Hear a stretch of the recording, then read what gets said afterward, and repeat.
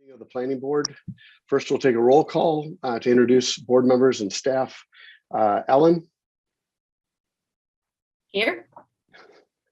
Josh, Here. Kate, Here. and Phil is still not here, so I'm Chris Paff. I will be chairing tonight's meeting. The meeting is recorded by Westwood Media Center and broadcast live on local cable television, Comcast Channel 12 and Verizon Channel 42.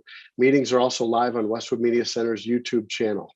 If you're interested in joining the meeting via Zoom, you can find the login directions in the planning board meeting notice that is posted to the calendar section of the town's webpage at www.townhall.westwood.ma.us.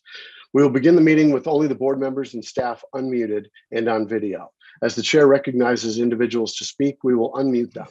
Board members may choose to mute themselves when they're not speaking in order to minimize background noise. For applications, the chair will first invite the applicant to address the board and give a presentation summarizing what is being requested. Board members receive the application materials prior to the meeting and will have reviewed them. Board members may ask questions during and following the presentation. Staff and outside experts will provide comments to the board. If the issue includes a public hearing, the board will then proceed to the public comment portion of the public hearing and will restate the instructions. In this remote meeting format, residents and guests may participate in several ways. Attendees should raise their hand and wait to be unmuted and recognized to speak over the Zoom meeting application or from a telephone dial-up.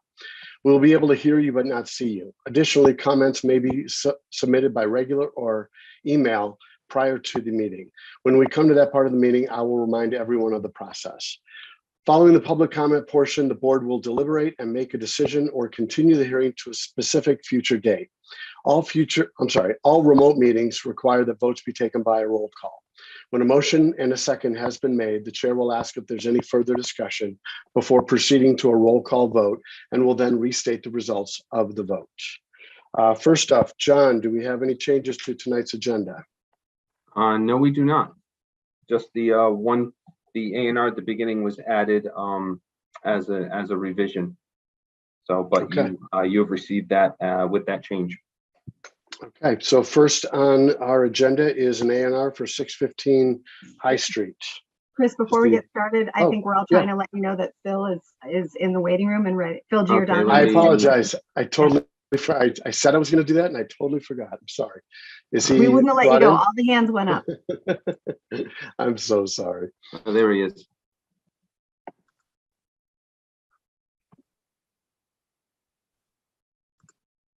Okay. Welcome, Phil. Thank you. Okay, we're first hearing for an A&R for 615 High Street. And is the applicant here?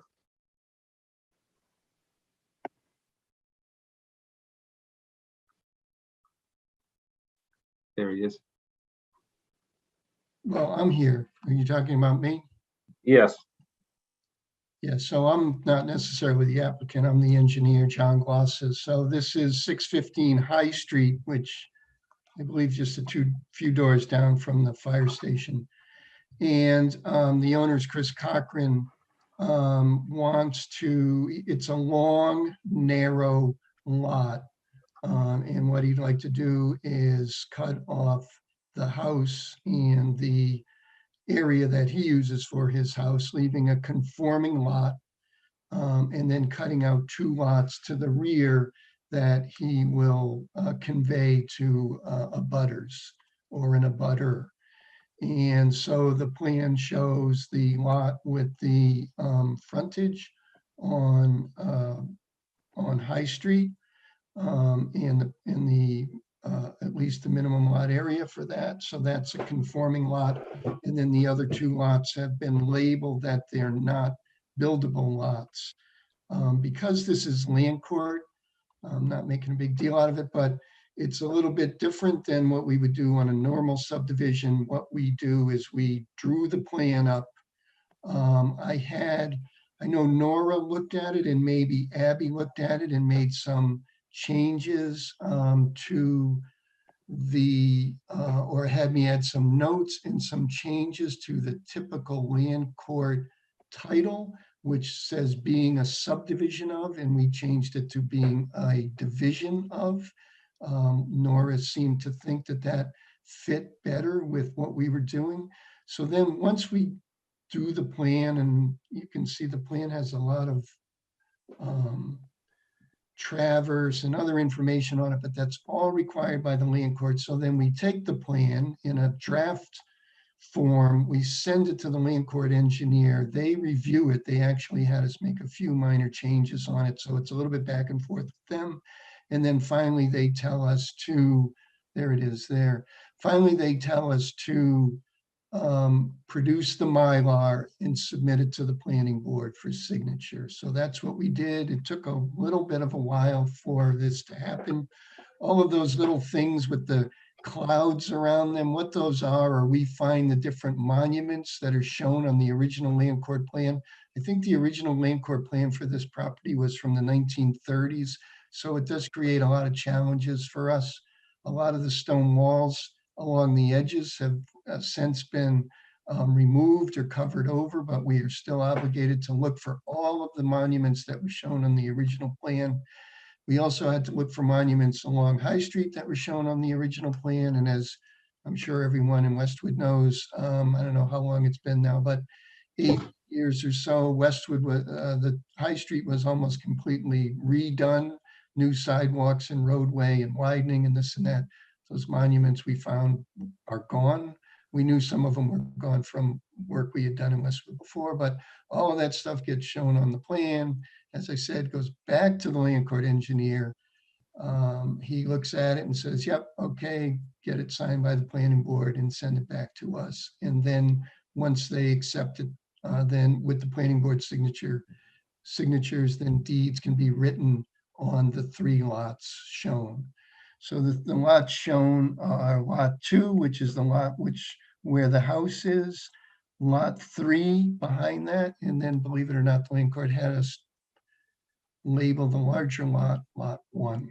So it's kind of an odd way that they did it, but we just do what they asked. We do show the town of Westwood has a sewer easement across that property, and there is some other features. I think there's a DNR line on that property. So that's Department of Natural Resources. So that's the plan. As I said, the lot in the front meets zoning requirements for frontage and actually for area, and the other lots don't have any frontage, but there will be conveyed to the abutters. And there's a note right under the surveyor's signature that indicates that those are not buildable lots the way they're configured at this time. Okay, thank you. John, any comments from staff? No, I think John summed it up very well. The 2 lots that lack frontage, it's noted on the plan that they are not intended to be developed as building lots. They're going to be reassigned to abutting properties. So that takes care of that. So the board doesn't have to worry about those lots lacking frontage because they're not considered to be buildable. Okay. Any questions by board members for Mr. Glossa?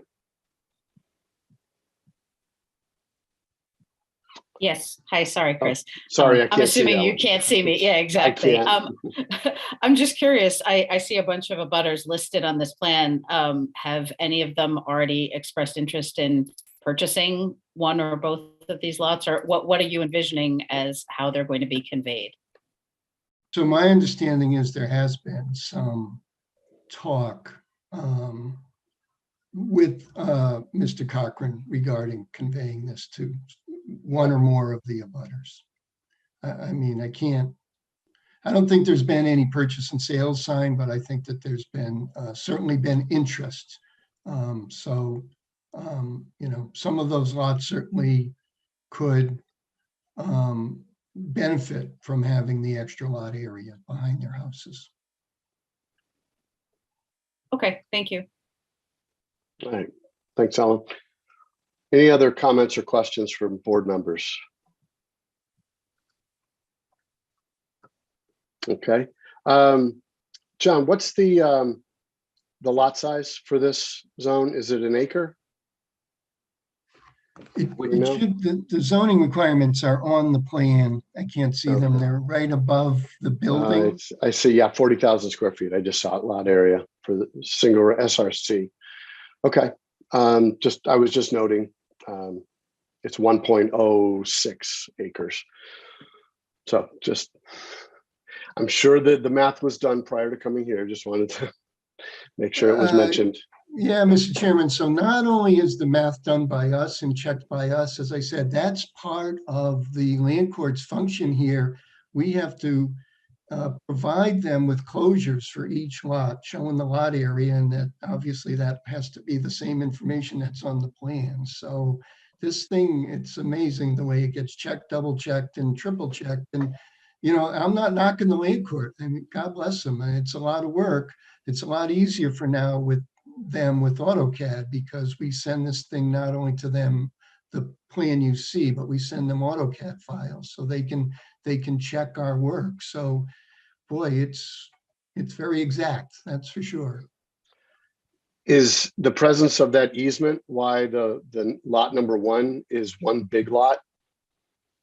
Well, I'm just curious why that's twice, 2.5 I times would bigger. say that where that easement cuts across is probably wetlands at this point. So a lot of lot 1 in the back there is wetlands.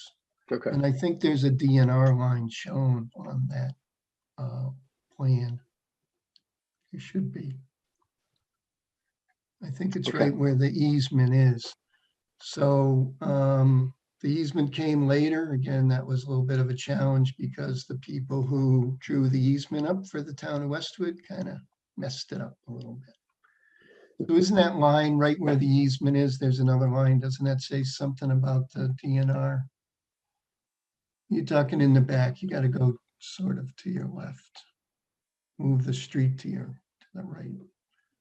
So now down. Doesn't that line right there that sort of cuts across the easement? Yeah. Edge of upland. It's shown on land court plan, and then I think above that in green, what does that say? That right? Yeah, limit of Department of Natural Resources. Yeah, so, those are usually the wetlands actually extend a little farther up the slope from something like that, because that was done by aerial photography back in the mid-1970s, where the State Department of Natural Resources went around and identified areas in certain towns, not every town, but certain towns. Walpole has it, Norfolk has it, obviously Westwood has it, and they define those wetlands and then put restrictions on them. Okay. Putting in a sewer was not one of the restrictions. Right. John, any other thoughts or comments come up while we're talking? Nope. Okay. All right. This is not a hearing, right? No, it's not a public hearing. I can pull up the Okay. motion if you'd like, Chris. I was just going to get to that. Yeah. Why don't we do that? We have motion language. Yep. Okay. If any board member is comfortable making the motion, read So what's I in front of move us. that the planning board find the A&R application for 615 High Street dated March 22nd, 2022 to be complete, and that the board vote to endorse the submitted plan as not requiring approval under the subdivision control laws.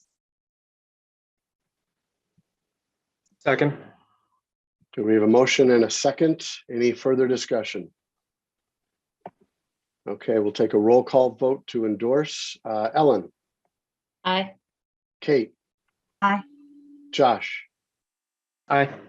Phil, Aye. and I vote aye also. All right. Thank you, everyone. So we have another A&R at the police station already, right? Will this one join it? No, I don't believe there's one waiting at the police station. I think you have a signature page. Sorry, my mistake. Yeah. Not an A&R, my mistake. Okay, so we have a signature page. I have not been able to get up there. I will get up there this week and sign both of these. So when will they be there? Do you know, John? Well, I hope to get this A&R there tomorrow. Okay. So tomorrow morning, the signature page is already there. All right.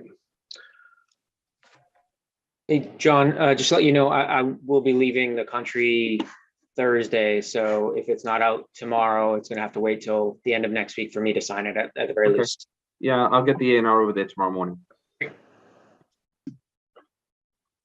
Okay. Next we have 122 Wilsondale Street. John, can you catch us up on this one? Sure. You received an email this morning from Nora, clarifying what's been happening, and in a nutshell, Phil Parody from Beta and also the conservation agent have, as part of their administrative land disturbance permit, needed more detailed drainage calculations from the applicant, and it's taken a little while to get those. They did submit some additional calculations, I believe on the 25th of June, but Phil said he still needed some. As of today, I believe that Karen said that they think they have what they need, but the approval hasn't quite been issued at this moment, but it should be in the coming days, I'm assuming. So the recommendation from staff is to continue this to the meeting on the 9th, this public hearing to the 9th without testimony, to give that approval a chance to be finalized. So I think it's going to be good to go here in the next day or two, but we're going to need one more continuation for that. Okay. Any thoughts or comments from board members for John or regarding this? Okay. To take a motion to continue this to our August 9th meeting via Zoom. So I have the whole thing here if you want me to read it. Oh, Yeah. oh, okay. Yeah. I did. So I move that the planning board continue the public hearing for the earth material movement, environmental impact and design review application for 122 Wilsondale Street to Tuesday, August 9th, 2022 at 7 p.m. in the Champagne Meeting Room located at 50 Carvey Street, Westwood, Mass. Unless the governor or state legislature extend the suspension of certain provisions of the open meeting law, allowing for remote meeting participation beyond the current expiration date of July 15th, 2022, in which case this public hearing will instead be held remotely via Zoom, and the town website will be updated to include an updated meeting agenda, and Zoom information will be provided on town's calendar on the homepage at https www.townhall.westwood.ma.us. Second. All right. We have a motion and a second to continue this. We'll do a roll call vote. Josh? Aye. Kate? Aye. Ellen? Aye. Phil? Aye. I'm an aye also. Mr. Okay. Chairman, a point of Yes. order, sir. Yes, sir. So the remote meeting law expires as of midnight Friday morning. There are two bills working their way through the House. There are some significant differences. I've been informed late today that they're supposed to go on a conference committee tomorrow and Thursday and hopefully get the bill to the governor's desk. But if not, we'll be back to in-person meetings as of next week. Okay. All right. So our next meeting would be at the Champagne Room in Carvey Street. As of right now, that's the case. Right. Okay. All right. So I think that motion language was sufficient. It for was. either- I've worked with Karen and some other staff on trying to have adequate public notice for both possibilities. Okay. I figured it was, but just want to make sure. Okay, so thank you for that update, Mr. Ahern. We have next 394, 396 Providence Highway. And I believe we're going to hear from Beta. Is the applicant here with us, John?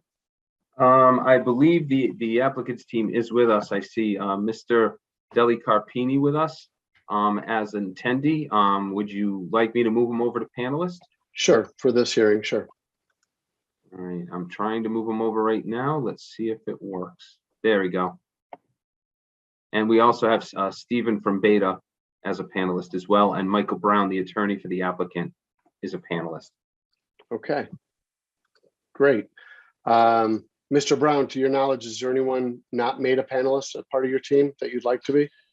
I know that first of all, thank you for being here tonight. I know our engineer is on the call as well. I don't expect him to have many comments. I Is that think Mr. Dave's gonna Burnett? do most of the talking tonight. Sorry, John? Is that Mr. Burnett? Yes, it is. Okay, let me move him over. There we go. Thank you. All right, as I understand how things have played out, you received comments from Beta. And I think we're going to hear from Beta about those comments, but as of right now, I think you need more time for responses. Yes, that's right, Mr. Chair. We received the report from Beta on Friday. We just haven't had a chance to digest the comments that are made in the report. So I think the purpose of tonight's hearing is to hear from Beta and perhaps hear from the board on any comments they might have about the report. And that'll give us time to review the report and then hopefully meet with Beta and narrow the issues of dispute. Okay, thank you. All right, so at this point, let's hear from Beta on comments made. All right, good evening. This is Stephen from the Beta Group. Overall, this is the first review of the project. So of course, we have a number of design comments, which we expect to work with the applicant to resolve. Many are, of course, administrative or minor in nature, but there are a few more extensive changes we'd like to see. I'd be happy to go into detail for any individual comment that the board or the applicant may be uncertain of, but first, I'd like to just focus on some of the key issues we've identified just to avoid getting too extensive into the nitty-gritty of things. First, Okay. on the subject of zoning, based on our review of the zoning bylaw, the applicant will need to obtain special permits for 2 of the proposed uses, which perhaps they've done behind the scenes, and they can certainly respond to that. In addition, the board may want to discuss whether the proposed fuel dispenser canopy is considered a structure for the purpose of yard requirements. It may be an existing non-conformity, but if it does count, it would be in the front yard.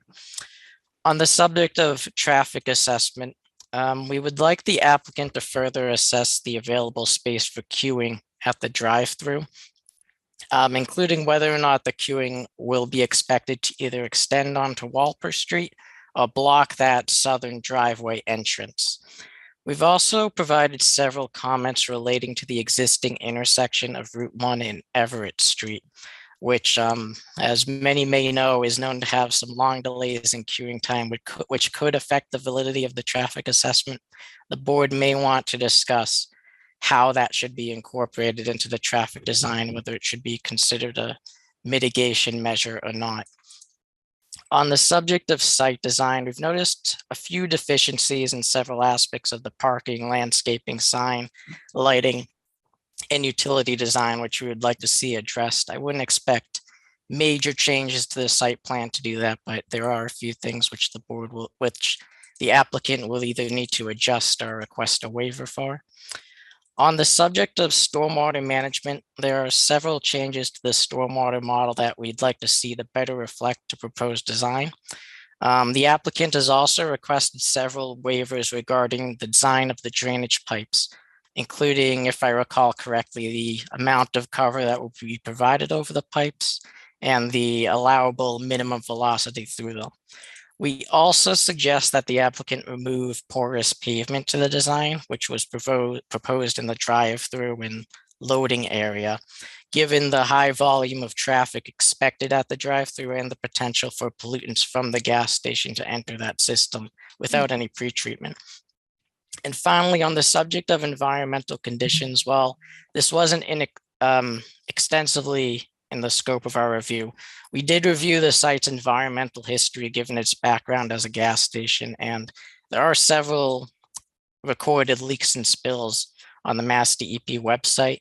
We suggest that the applicant review the project with the licensed site professional to determine to what extent soil and groundwater contamination remains at the site and how it might be affected by the proposed stormwater design.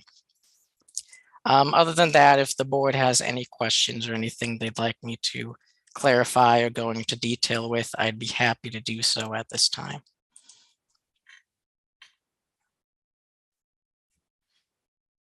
Sorry about that. I was muted. Thank you very much for that. Any questions, comments for board members for Beta Group? I actually do. Clarity? Yeah, the one comment about the special permit for light motor vehicle service, I didn't see that on the design. Was I mistaken someplace, Michael, or somebody else? Could you? Well, if I could answer that, Chris? When Sure. when I looked up the definition of light vehicle service, that includes the provision of gas and gas pumps. So technically what they're proposing falls under that definition within the zoning bylaws. It doesn't necessarily mean the repair of vehicles. They're providing gas, they're selling gas. So technically that use falls under that definition in the zoning bylaws. That's our understanding as well, and that's the subject of a special permit application to the zoning board. Interesting. Thank you. I'd be curious to hear a little bit more about the traffic impact of the, and what we should be thinking about, things to consider, not what we should be thinking, but things to consider there. Would you like to hear it from me on that, or from us? Or from Sure. Beta? Maybe both, but I'll leave it to our chair. Stephen, why don't you respond first? Your thoughts on that? Yeah, I actually have to apologize. We have a traffic engineer who usually handles the bulk of the traffic assessment section, and unfortunately, he couldn't make it today. So I think the applicant may want to discuss with him to really get into more detail of what he's looking at. It's a little beyond my specialty, but I'm happy to do my best to answer any questions you might have. All right, Mr. Brown, why don't you go ahead? Thank you. Yeah, I think that's a good idea. Our traffic engineer likewise couldn't make it tonight and really hasn't had a chance to read through and digest everything in the report. I will say that we're going to need Mass DOT approval for this, given the entrances onto Route 1. And we were fairly certain that we had met all Mass DOT requirements. We also have some responses about the studies and whether or not they're sufficient under those standards. I'm not going to get into the nitty gritty of those now, but I think that if the two of them get together, we should be able to assuage any of those concerns. I'd have thought, Stephen, when you made a comment about Route 1 and the intersection with Everett Street, were you suggesting that we just consider that? Or were you going so far as to say we should look into alterations? I believe my understanding of that comment and what the traffic engineer was getting to is that the traffic assessment may be expecting that intersection to provide more of a mitigation on traffic issues than it actually does, given that it does have a history of long delays, long queuing times, and Mass DOT has tried to address it in the past. I understand that Mass DOT is proposing work in this area, so perhaps there will be more changes to that signal, which would need to be accounted for in the traffic report. Okay, so that signal is in Norwood, so yes, we wouldn't that's have true. any jurisdiction. Yeah, of course. Over that. That's why I was asking if you just wanted us to consider it or would look at it with alterations made. Kate, you had your hand up. Yeah, I did just want to say one other thing about the traffic. My biggest concern, and I'm not seeing it here, but maybe it is there, is the pedestrians that I anticipate cutting through the drive-through traffic, and with all the queuing, I just want to highlight that that's going to be something that is a concern for me, how we keep people safe walking around. Okay. Are there sidewalks up Providence Highway that way? From that intersection up? I know there's a sidewalk going down Everett Street to the light, but there's not one I don't believe so. I think that one at one point was discussed with this project along Route 1, but not down Walper, if that's the. Yeah, I'm looking on Google Map and there is none on Providence Highway. Yeah. Okay. And for pedestrians, my concern was more people coming from more down the street. Yeah. Okay. Any other comments or questions for clarity? Yes, Ellen, you're muted. Yes. Yeah, I found the mute button. Stephen, you mentioned several spills and incidents that potentially cause contamination, which doesn't necessarily surprise me, given that it's a fuel station. But I'm curious if we have any idea of how extensive the potential contamination is, and as you noted, how that would affect stormwater, but also what that would entail as far as cleanup once there's disturbance of the area to do any kind of new construction. Do we have any context for that yet, or no? Let's see. Now, my review was a little limited since it's not normally in the scope to do a full environmental science design. Just a little bit of background. I do have a master's degree in environmental engineering. So while it's not my focus, I have some idea of what would be included. There is an RTN, which release tracking number, which is how Mass DEP tracks historic releases and ongoing releases at the sites, which is currently listed as closed. And based on the available documentation, it seems that there is ongoing monitoring happening at the site. The most recent monitoring event was in January of 2022, and it looked like there was still extensive petroleum hydrocarbon contamination in groundwater at the site. I assume based on the status as closed that it's currently a controlled spill that isn't actively a hazard to anybody. So the concern right now is, I guess, two things. The first is that contaminated soil or groundwater might be encountered during construction, which we would want to make sure it's perhaps something to discuss at the pre-construction meeting, but we'd want to make sure that any workers are aware of that risk and that their suitable protection measures are taken.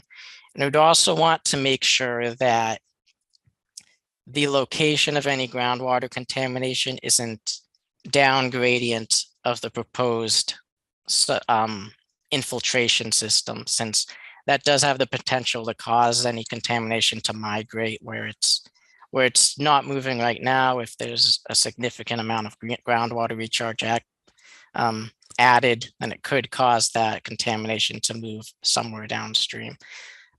It's not necessarily something that will happen. We would just typically like to see some kind of coordination with the licensed site professional to kind of confirm that this won't be an issue, that they've reviewed it and it won't be a problem. Ellen, did that help? Sort of, yes. It did. Thank you. If I may, just to interject, we have a certified environmentalist on staff during construction and during excavation. They're at the facility monitoring the soil. If the soil is contaminated, we tend to remove it from the location so we can get a no further action as fast as possible. We've rebuilt 40, 50 of these locations, replaced tanks and everything else. So we do understand how to handle environmental and contaminated soil. If we need to store it on site for a certain period of time, but usually we try to get it fast tracked and ship it to a treatment facility to be able to remove it and give us the ability to continue to build. But we do have consultants on our staff. The companies that we use to build these locations, they've rebuilt gas stations in the past. They're very familiar with contaminated soil, excavating an existing facility. This one here, since it's probably been a station 40, 50 years, there's no surprise to me that there's ongoing testing of soil underground. I know we have done some work at the facility and removed some contaminated soil. Potentially, once we raise the building that's there now, a lot of times DEP allows us to not take a building down, but to continue to test for contamination. This will allow us to be able to remediate all the soil potentially under the building. So we'll try to get up as much as possible and get it out of the area so we can have as clean of a property going into the future as possible. Thank you. That is very helpful. No worries. Mr. Carpini, I just had a thought. Did you happen to work on the other Shell station that just down the road? Yeah, that was my baby as well. So, and we had to deal with the river right next door to it and the environmentals over there. And I know everybody was very happy on how we handled that, how we proceeded to make sure that none of the construction actually intruded there. And we actually did a relatively extensive job cleaning that riverbed over there of the carriages and wheels and tires and all the garbage that was in that riverbed to make sure that it flowed properly and could return to it back to its original natural state, since it had been left in disarray for many years prior to us taking over that property. Was there a significant amount of contaminated soil there? Oh, that's a tough one. Since it was years ago, I'm trying to remember all of them. It seems like all of them have some sort of contaminated soil. I understand. We try to test by spot drilling different areas. I know this site, we have done the tanks there, so I would tend to believe that we have a better understanding. If there is ongoing monitoring, there would tend to be contaminates still in the ground that we would hope to be able to get to and excavate and remove during the construction period. Okay. It's usually found a lot of times if the old service bays were all notorious for, just pouring the oil in the ground or in the back of the building years ago. Unfortunately, that's something we've had to live with. I don't think the Mary Lou's coffee are as contamination possible as the old oil changes, but from what I found out, coffee isn't a very favorable thing to septic systems either. So, but our environmental consultant, Eric Simpson, he's got his own company. He's on staff with us as well. They make sure that we stay out of trouble. Let's put it that way. All right. Thank you very much. Any other questions from board members for either Beta or the applicant? I actually wanted to say that I think that was a pretty good pickup too with the permeable concrete. I would be supportive of changing that surprisingly, but I think it makes a lot of sense to remove that moving forward just to avoid any potential leaks into the groundwater. Okay. And we will allow the applicant time to respond to that suggestion from Beta. I'm not going to put them on the spot right now, but I agree. I think that was a good pickup by Beta. Any other thoughts from board members? Phil, did you have your hand up or no? No? Okay. I did, but Ellen covered everything that I was going to ask. Oh, so okay. I'm good. She stole your question. Okay. All right. So in the absence of any more questions or comments, I think we will vote to continue this using the same language, right, Mr. Ahern, as we had in the previous. And do we have language written, John? I've got it up. Motion? Okay. If you'd like to Mr. make a Chairman, motion. it is a Yes. public hearing, and you could inquire if the public wishes to You're have right. comment or My question. apologies, since we didn't have much testimony from the applicant, but I will put it out to attendees. If there's anyone with a question or comment, please raise your hand.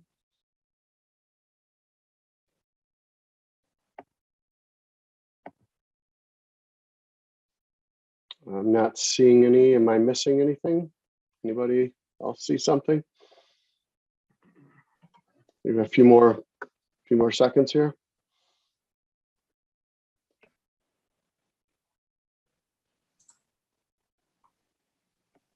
Okay, I don't see any, so I'll entertain a motion to continue. Someone like to read the motion on the screen? I move the planning board continue the public hearing for the environmental impact and design review EDIR application for 394 or 396 Providence Highway to Tuesday, August 9th, 2022 at 7 p.m. in the Champaign Meeting Room located at 50 Carby Street, Westwood, Mass, unless the governor or state legislature extend the suspension of certain provisions of the open meeting law, MGLC 30A sorry, 18, allowing for remote meeting participation beyond the current expiration date of July 15, 2022, in which case the public hearing will instead be held remotely via Zoom, and the town website will be updated to include an updated meeting agenda, and Zoom information will be provided on town's calendar on the homepage at the following link. Second. All right, we have a motion and a second. Any further discussion? Okay, we'll take a roll call vote. Josh? Aye. Kate? Aye. Phil? Aye. Ellen? Aye. I vote aye. All right, thank you very much. We look forward to hearing from both Beta and the applicant on August 9th. Thank you. Have a good evening. Thank you, you too. All right, next I have 121 Cedar Lane. Correct. John, can you give us a synopsis of this? Sure. So I have Mr. Sandinato. I moved him over to be a panelist. He is the property owner. Meeting packet contains an application for an earth material movement, environmental impact and design review approval submitted by Alex Lyon of Site Design Professionals on behalf of the property owners, Dean and Christine Sandinato. The applicant requests approval from the board to construct a 100-foot long by 4.5-foot high fieldstone retaining wall to eliminate the sharp grade from the back basement door to the lawn area below by importing approximately 250 cubic yards of material. In addition, the grade in the vicinity of the wall will be altered by more than 5 feet. The property is located in the single residence C district. The applicant is also requesting waivers from the requirement to submit an exterior lighting plan, to provide a presentation model, to provide a stormwater drainage report, and a traffic impact study. And you also, I can also, if you'd like, pull up the comments from Phil Parody, but those were included in your meeting packet. Can you all hear us okay? Yes. Okay, just wanted to check. I have Alex with me right now. This is Alex Lyon. Okay, I'm looking at someone's screen. Yeah, I'm looking at a Zoom. I don't know who screen. that is. Yeah. Oh, Alex it's the applicant. Lyon. It's Alex Dean. is with me. Yeah, can you see us okay? Yeah, but we can't. Your screen is showing us a Zoom page. Dean, why don't you pull it down? I have the plans ready to pull up if you'd like. Oh, okay. Okay, let me share my screen.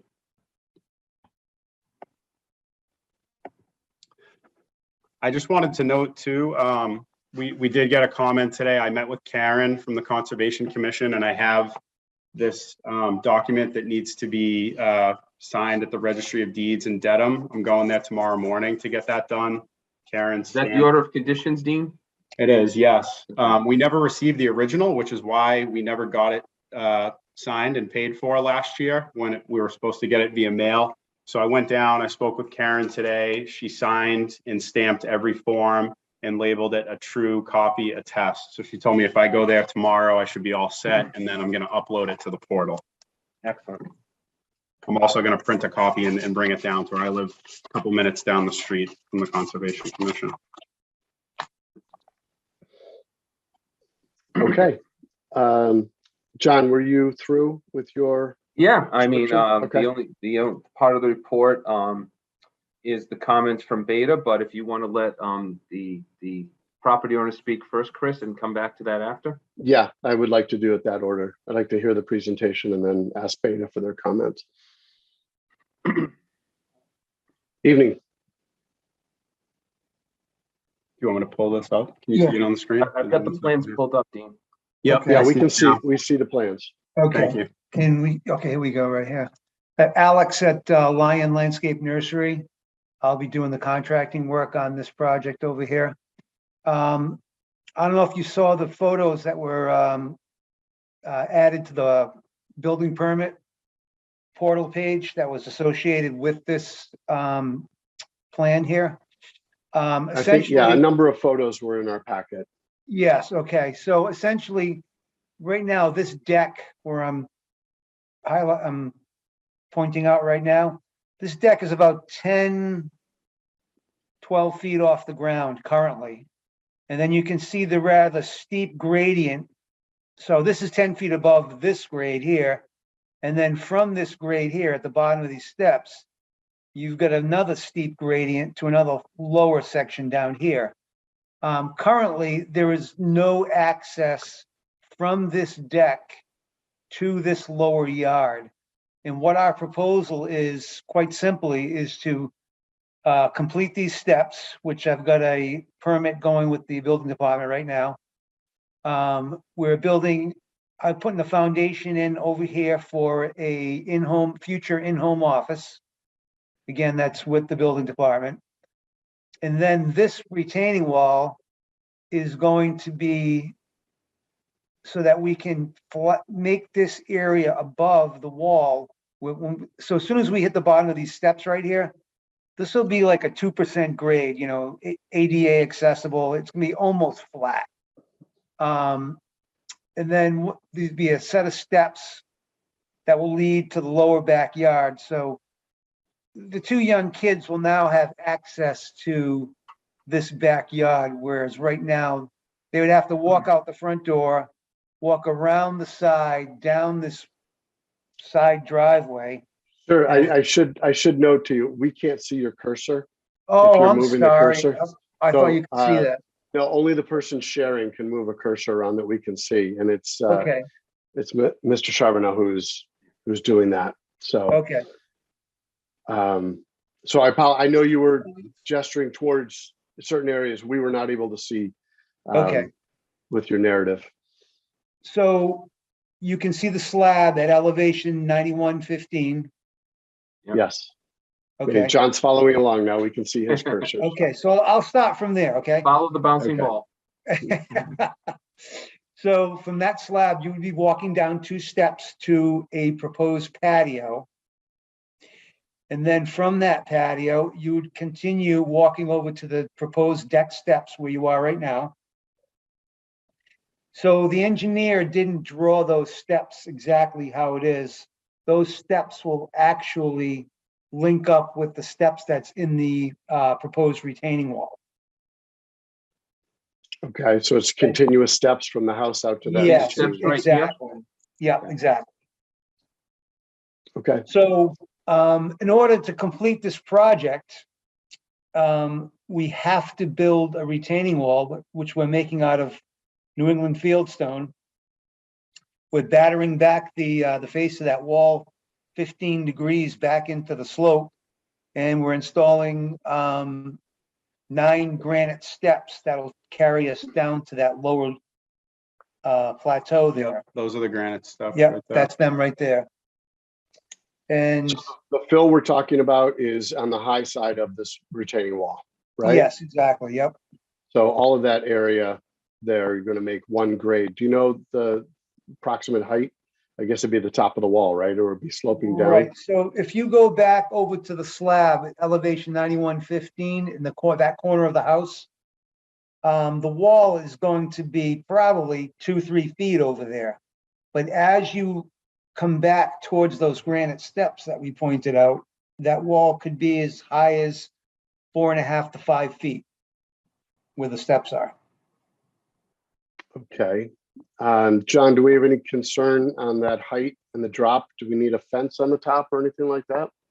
Is the building department going to call that out? That's a good question, Chris. I'm not sure about that. If that would be something that would be required. I mean, if the board's concerned about that, well, it's not something that we're going to. This is earth material movement. I'm not certain we're going to be talking about that, but just I think you want to talk to the building department to see if that level of instant grade change is deemed safe. On the original plan, I submitted the building permit with Mr. Doyle. There was a landscape plan that was submitted. It should be in your packet. It was on the portal. In lieu of a fence on the top of the wall, we were going to solve that situation by using a tall evergreen Hicks yew hedge, which would be maintained at maybe 4 to 5 feet tall on the top of the wall.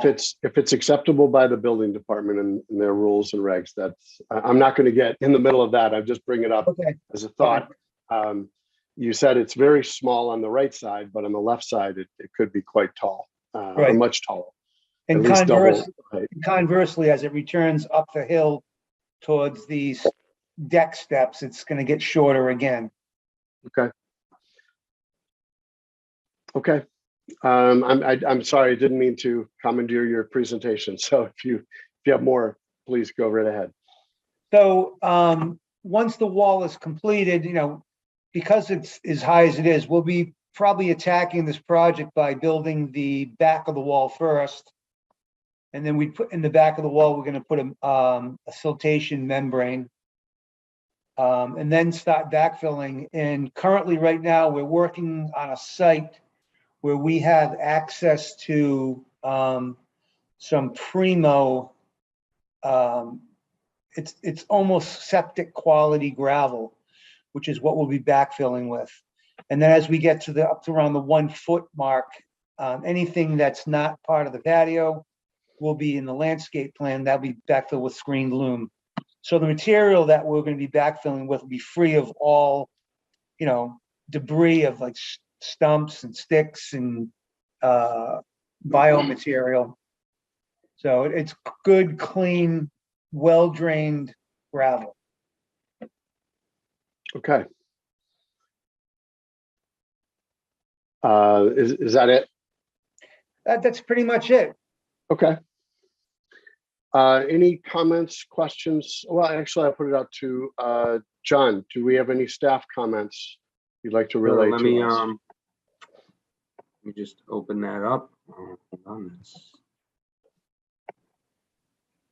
So I can stop sharing this for a minute and share the other staff comments with the board. So the comments from staff, no comment from building, no comment from the deputy fire chief.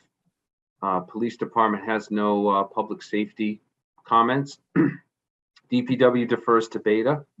Board of Health, no comments. ZBA, no comments. And Conservation just notes that the applicant has an open order of conditions, which they pointed out at the beginning of their presentation. Okay. So that is. Can we move on to comment. the Beta comments then? Yep. And is there someone still here from Beta to present, or are you just going to give us a? Oh, okay. Oh, I'm Hello, still Steve. here. I did assist in the review for the project. In fact, I think I met Mr. Santanato at his house. Of course, this is of course a pretty straightforward project, so our comments aren't extensive. And in fact, 2 of them relating to the retaining wall, I think are pretty satisfactorily addressed with the new plan that was submitted. The remaining comments relate to some grading and riprap armoring that was depicted on the other plan sheets that we reviewed. Essentially on the south side of the house, it looks like they are creating a swale at the bottom of a steep slope where the existing driveway is currently.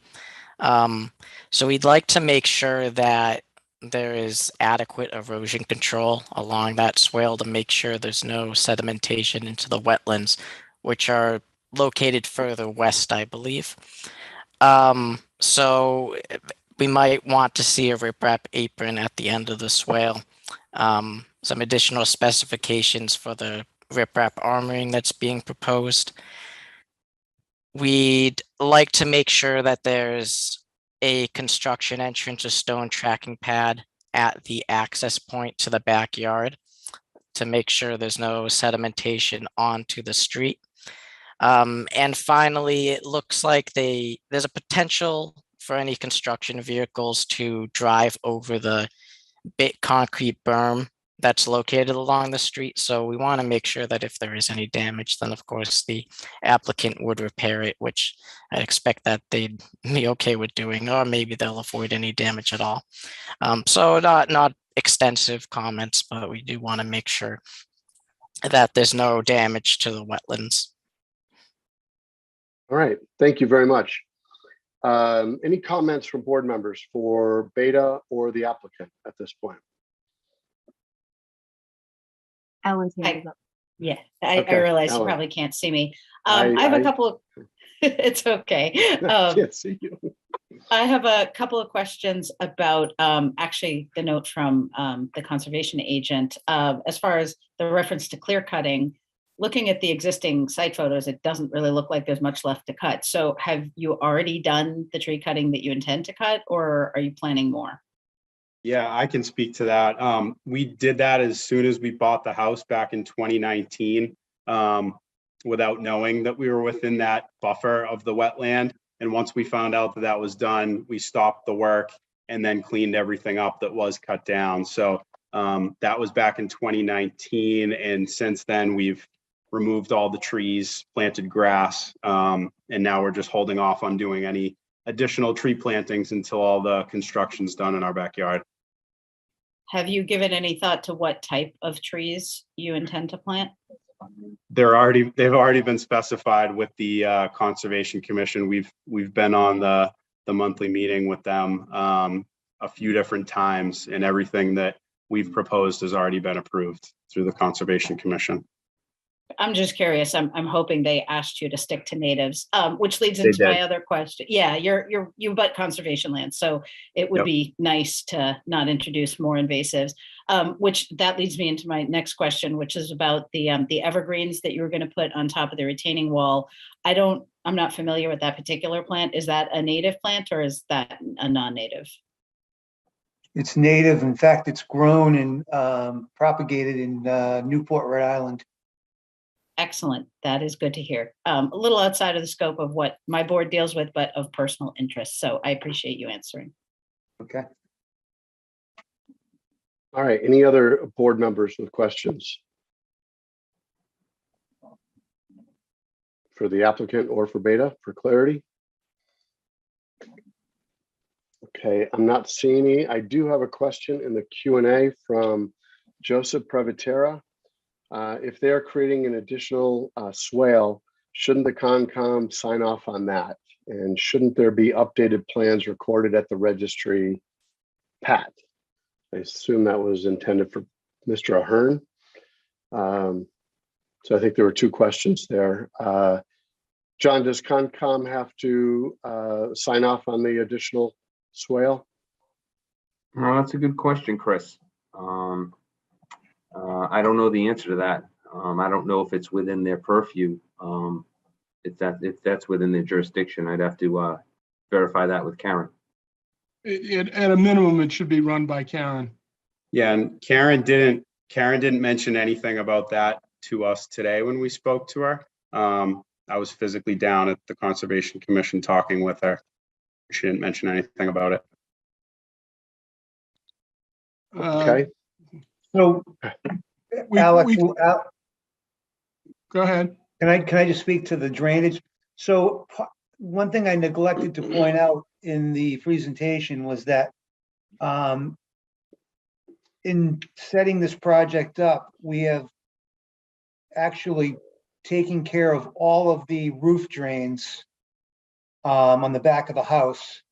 And they are currently piped to a proposed Cultec groundwater recharging system that Karen brought to my attention early on in the project. And her main concern was that as this project moved along, where we're at this stage now, she just wanted to make sure that that Cultec structure was located on this final plan, which it is. And it's not on the one that we're looking at, I don't Yes, it believe. is. It's on a separate one. Oh, it is there. Okay. Yeah, it is, yeah. Was there another one Yeah, that was zoomed in? the other plan is a detail of that Cultec structure. Can I ask what plans are recorded at the registry right now? The order of conditions were ordered at the registry today. So there's the order of conditions from the Conservation Commission? Yes. Correct. Okay, so if you're making changes to the Concom order, you can record those changes again at the registry, can you not? Karen didn't say that there was going to be an order of conditions with this Cultec structure. But if there is, I don't see a problem with recording that. Right. That was a second question by Mr. Provatera. Will that Caltech plan be recorded at the registry? Yeah, you can do that. I mean, it's right down the street from my house. Yep. Historically, and Mr. Privatera is asking this, and I'm curious as well. Did they vote for those, did the Concom vote for those changes? Specifically, what Which changed? changes? Yeah, Called it the Caltech plan? Karen came to the site and we discussed it between ourselves. And she said, I told her what I gave her a narrative on how we were handling the water from the roof. Yep. She said, fine, we don't want any of that water spilling onto the neighbor's property.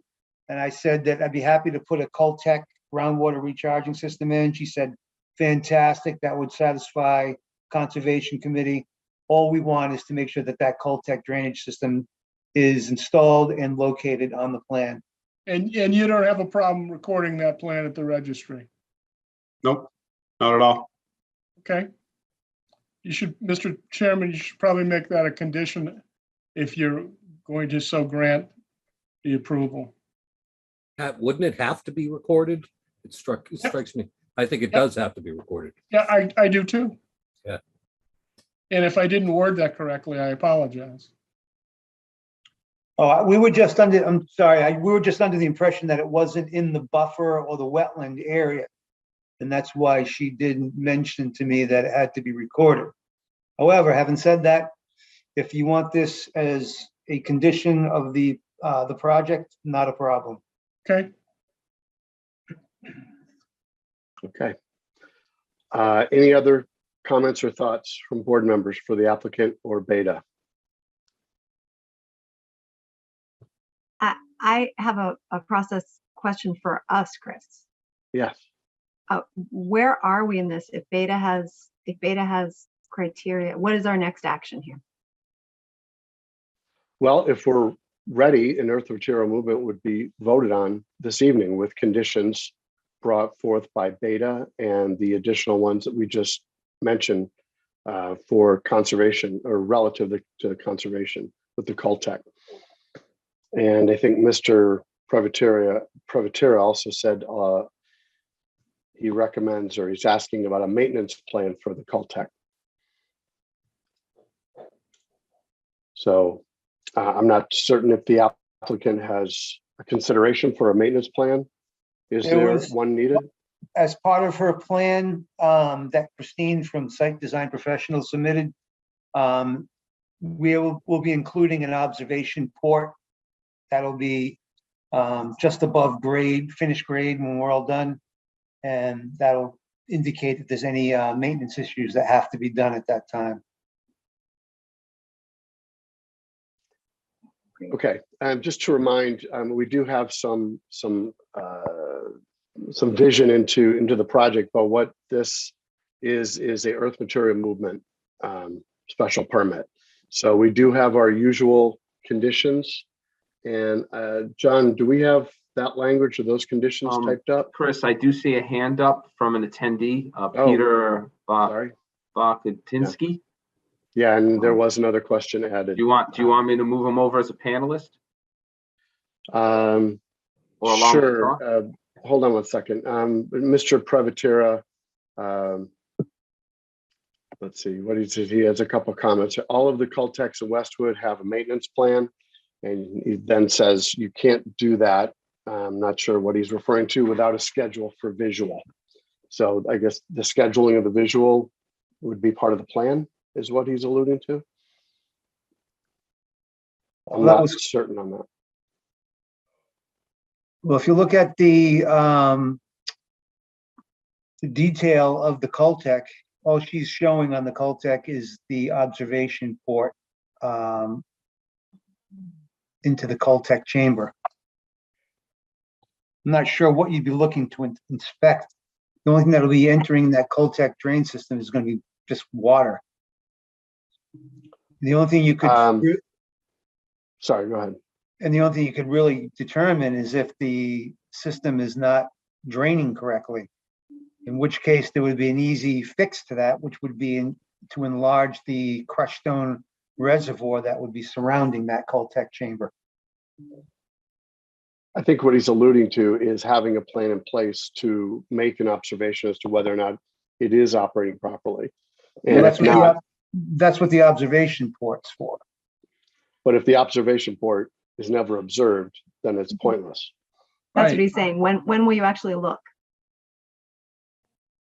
Well, if the first place that would ever back up would be right at the observation port, because that would be the next lowest elevation in the chain, because all the roof drains are higher than that. Even the pipe that's leading to the Coltech would be going in an upward grade from that observation port. It seems like we're trying to manage this backwards.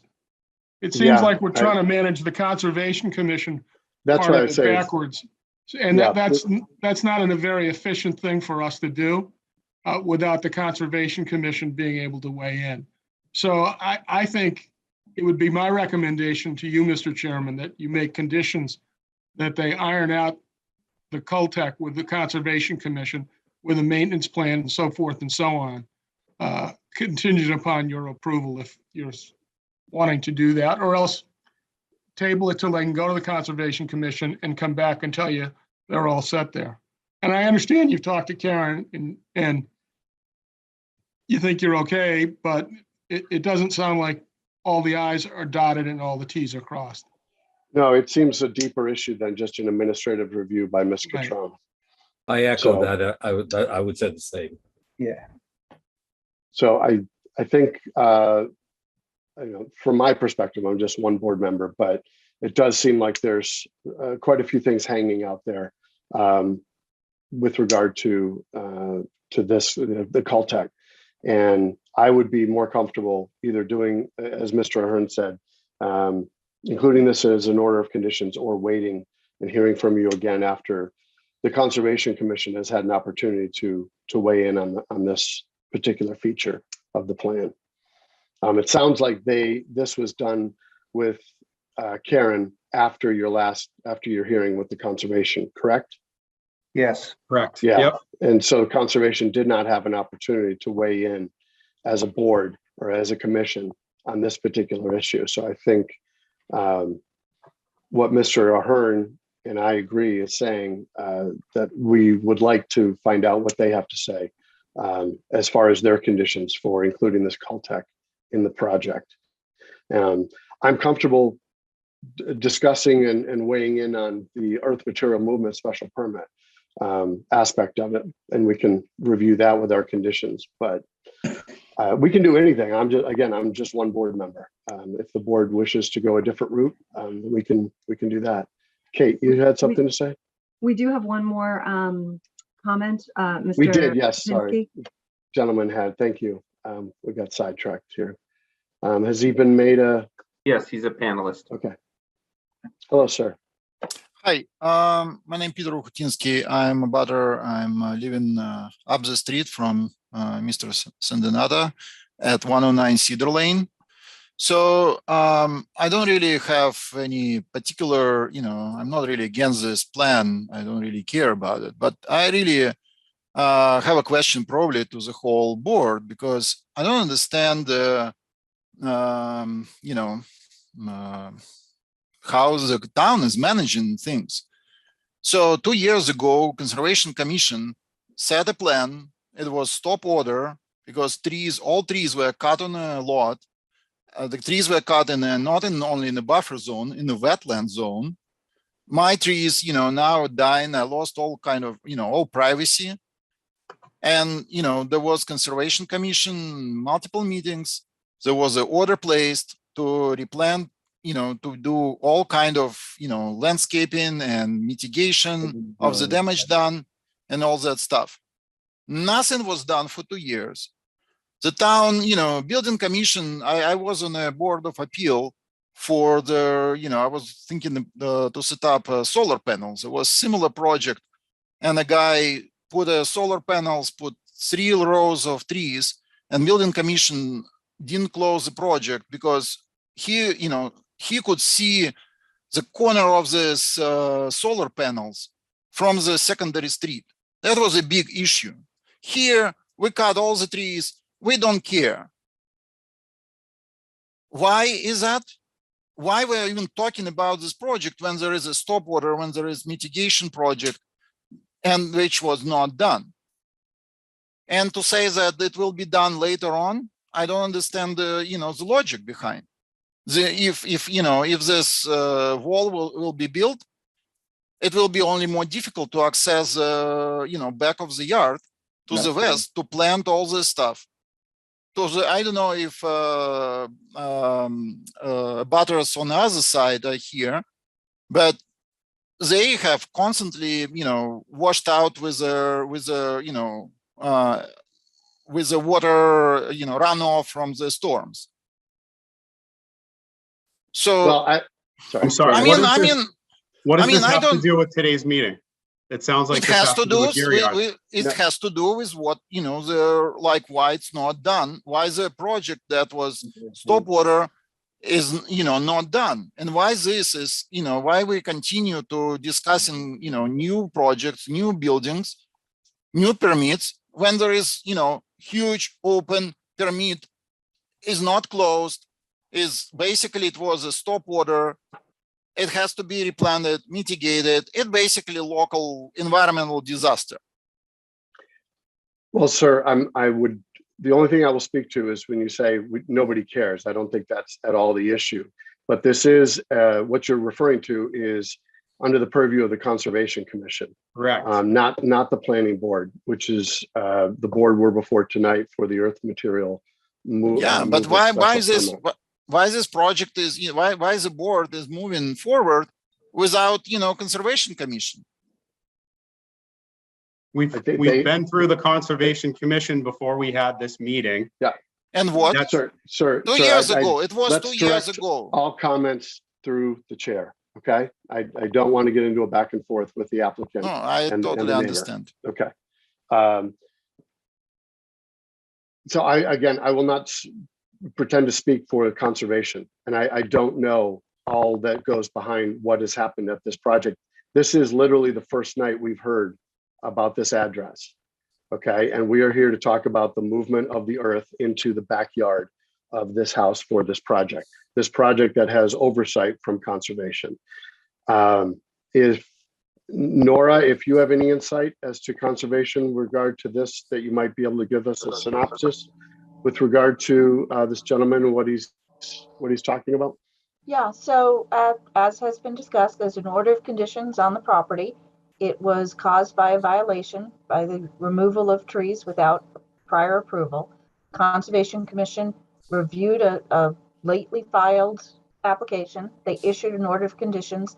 The only outstanding item is that order of conditions must be recorded. That is the only thing that wasn't done in a timely fashion. And now that it's going to be tomorrow. recorded, it'll be recorded, and there's a 3-year period of time from the issuance of the order of conditions that the applicant has to comply with the order of conditions. So it was issued in 2020. He has until 2023 to do the additional plantings that are required. He's now choosing to do this regrading that's outside of the 100-foot area, not subject to the Conservation Commission's wetland restrictions. However, it's a land disturbance, and for that reason, the Conservation Commission, the conservation agent, had to review it as land disturbance. And the conservation agent reviewed it, Beta reviewed it. They both find the plan to be acceptable and recommend that the board approve it. So what the planning board is looking at tonight is simply the transport of the material, the amount that's going to be brought onto or off of the site, and the routes that the dirt can be moved in to reach the property. So that's what's rightly before the planning board tonight, unless you have some overriding concerns with the proposed development itself, which Beta does not have and the conservation agent doesn't have. Unless you see something different, I see no reason why the board could not grant approval of the earth material movement EIDR tonight, subject to reasonable conditions. And one of those standard conditions that the planning board usually has in its decision is a condition that says if any other local or state approval is required, then this approval is subject to the applicant obtaining that approval before moving forward. So I recommend you look at the draft motion that John has provided and see if those conditions are sufficient for you. And if not, you can continue the hearing, but I don't know that there are still any open questions regarding the transport of the earth material that would justify continuing the hearing. I think the board could be ready to make a decision, subject to any other approvals that are needed, including any possible amendment to the Conservation Commission approval or an administrative issuance of a decision that comes from the conservation agent. If I could also just make one more comment. We moved into this house in 2019. I have two daughters. One's almost 3, one's almost 1. Neither of them have ever been able to play in their backyard. We currently have a porta potty and construction equipment that's been in our backyard for all of 2022. I assume my neighbors like Peter and the Bretts next door do not want to look at that anymore. So for us to continue on with this project would be very appreciative from my family so that we can use the backyard for the house that we purchased 3 years ago.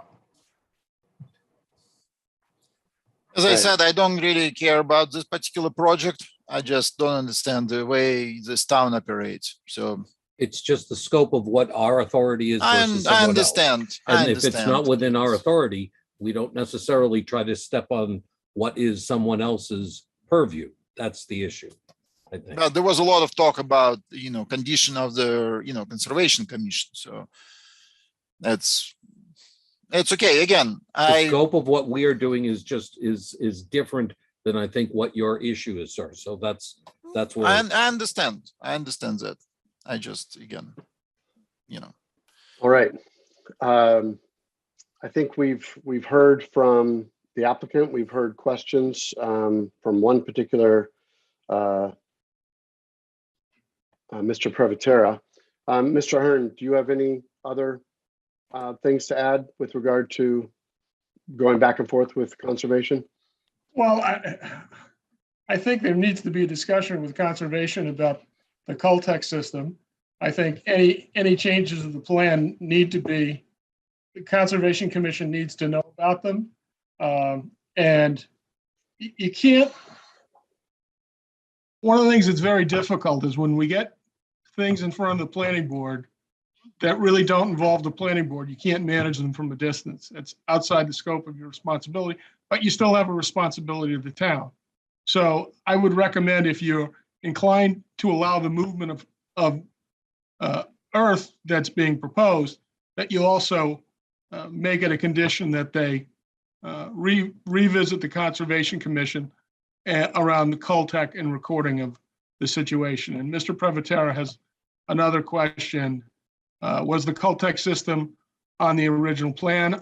From what you've told me, I don't believe it was. I think it was added on the site visit with the conservation agent just recently. Is that correct?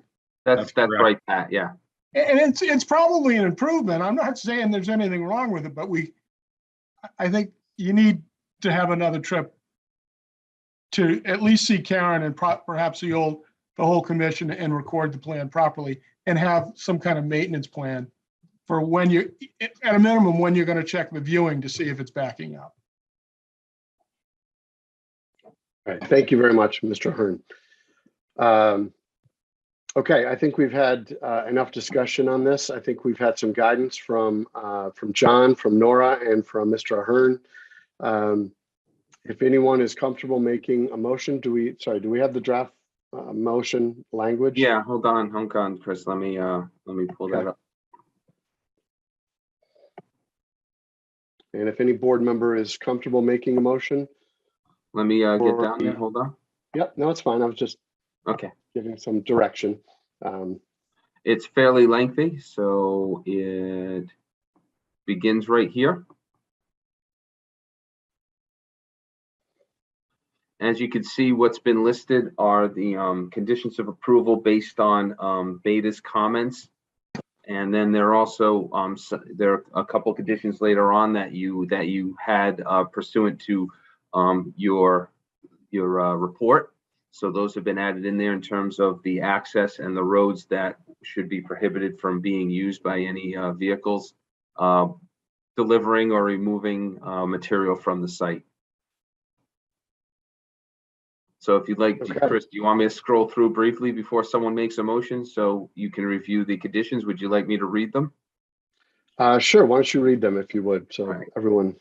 So Okay. prior to the start of work on the project, the applicant shall submit revised plans as follows: to provide a riprap apron or level spreader at the end of the proposed swale to mitigate erosion potential, which I believe comes from Beta's comments. Provide proposed specifications in detail for riprap armoring, including depth of riprap, sizing material, and means of securing riprap in place, such as geotextile fabric, again from Beta. Depict location of boulder wall on the construction plans to scale as shown on the wall drawings. The existing driveway will be blocked by the wall. That's from Beta. Provide grading design of area surrounding proposed wall. Provide additional stone tracking pad within the existing driveway. Include provision to repair existing bituminous concrete berm if damaged by construction vehicles accessing the site. Again, all comments made by Beta. If the project involves blasting or removal of ledge, a blasting permit shall be obtained from the fire department. Pre-blast surveys of the abutting and nearby properties shall be conducted prior to any blasting. Again, these seem like all standard conditions. If the project or any condition imposed in this decision requires permit, license, or other approval from any other board, this is to Nora's point, committee or agency of the town of Westwood or other regulatory agency of the Commonwealth or federal government, the applicant shall make an appropriate application for the same and shall obtain all required approvals prior to the start of any work. Any alterations, modifications, deletions, or changes to this approval shall be requested in writing to the planning board and building commissioner prior to implementation. Alterations considered minor by the building commissioner may be accepted as a note to the file. So again, this is a general boilerplate condition. Project shall be constructed in full conformity with the submitted plans. The existing pavement on Cedar Lane shall be protected from damage from loading and unloading of material and or equipment related to the proposed construction. All trucks carrying earth material to or from 121 Cedar Lane shall be required to access Cedar Lane from eastbound or westbound Dover Road by turning north onto Rock Meadow Road and then turn immediately left onto Cedar Lane and proceeding to the site.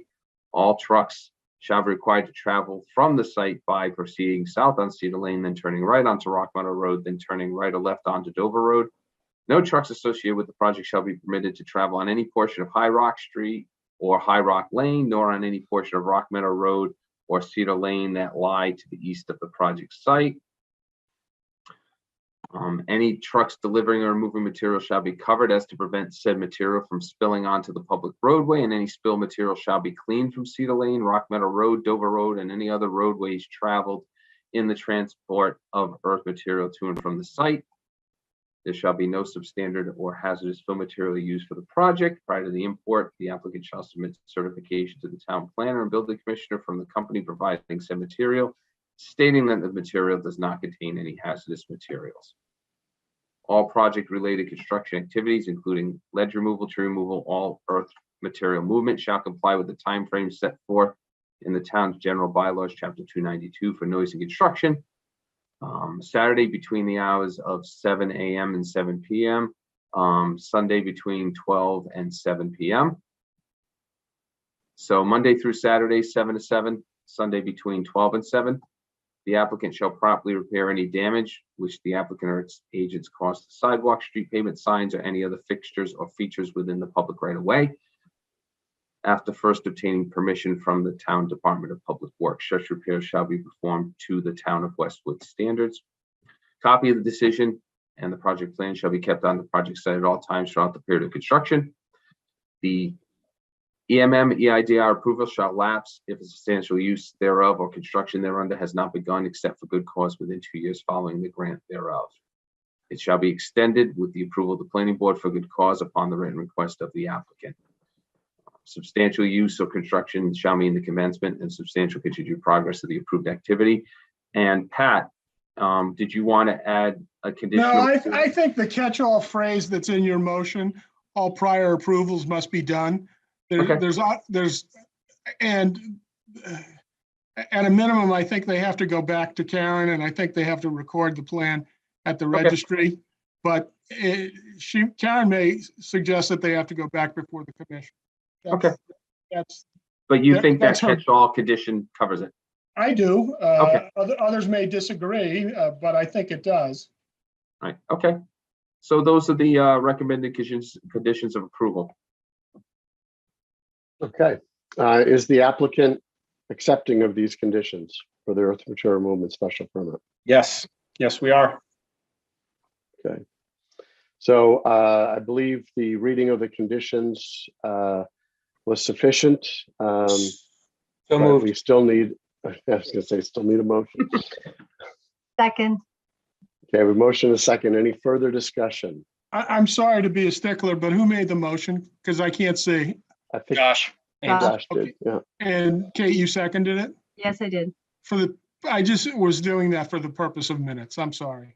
That's okay. Of course. Okay. Any further discussion? All right, we'll take a roll call vote. Ellen, Aye. Kate, Aye. Josh, Aye. Phil, Aye. I vote aye. All right.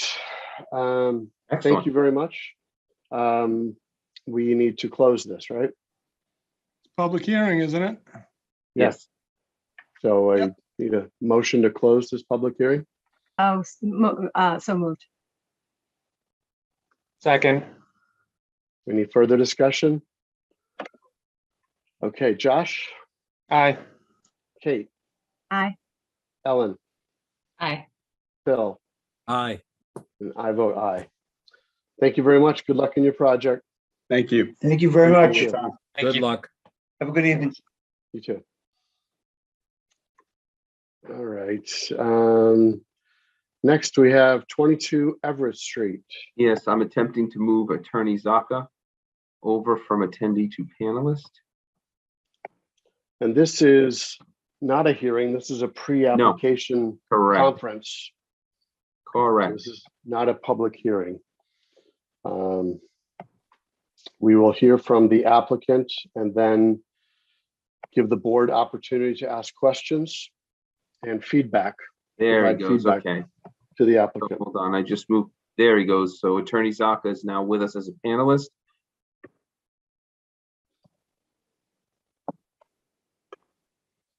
There he Good is. evening.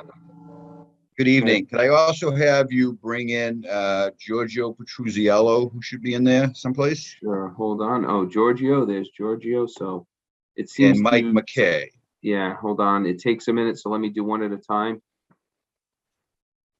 There we go. And Mike McKay.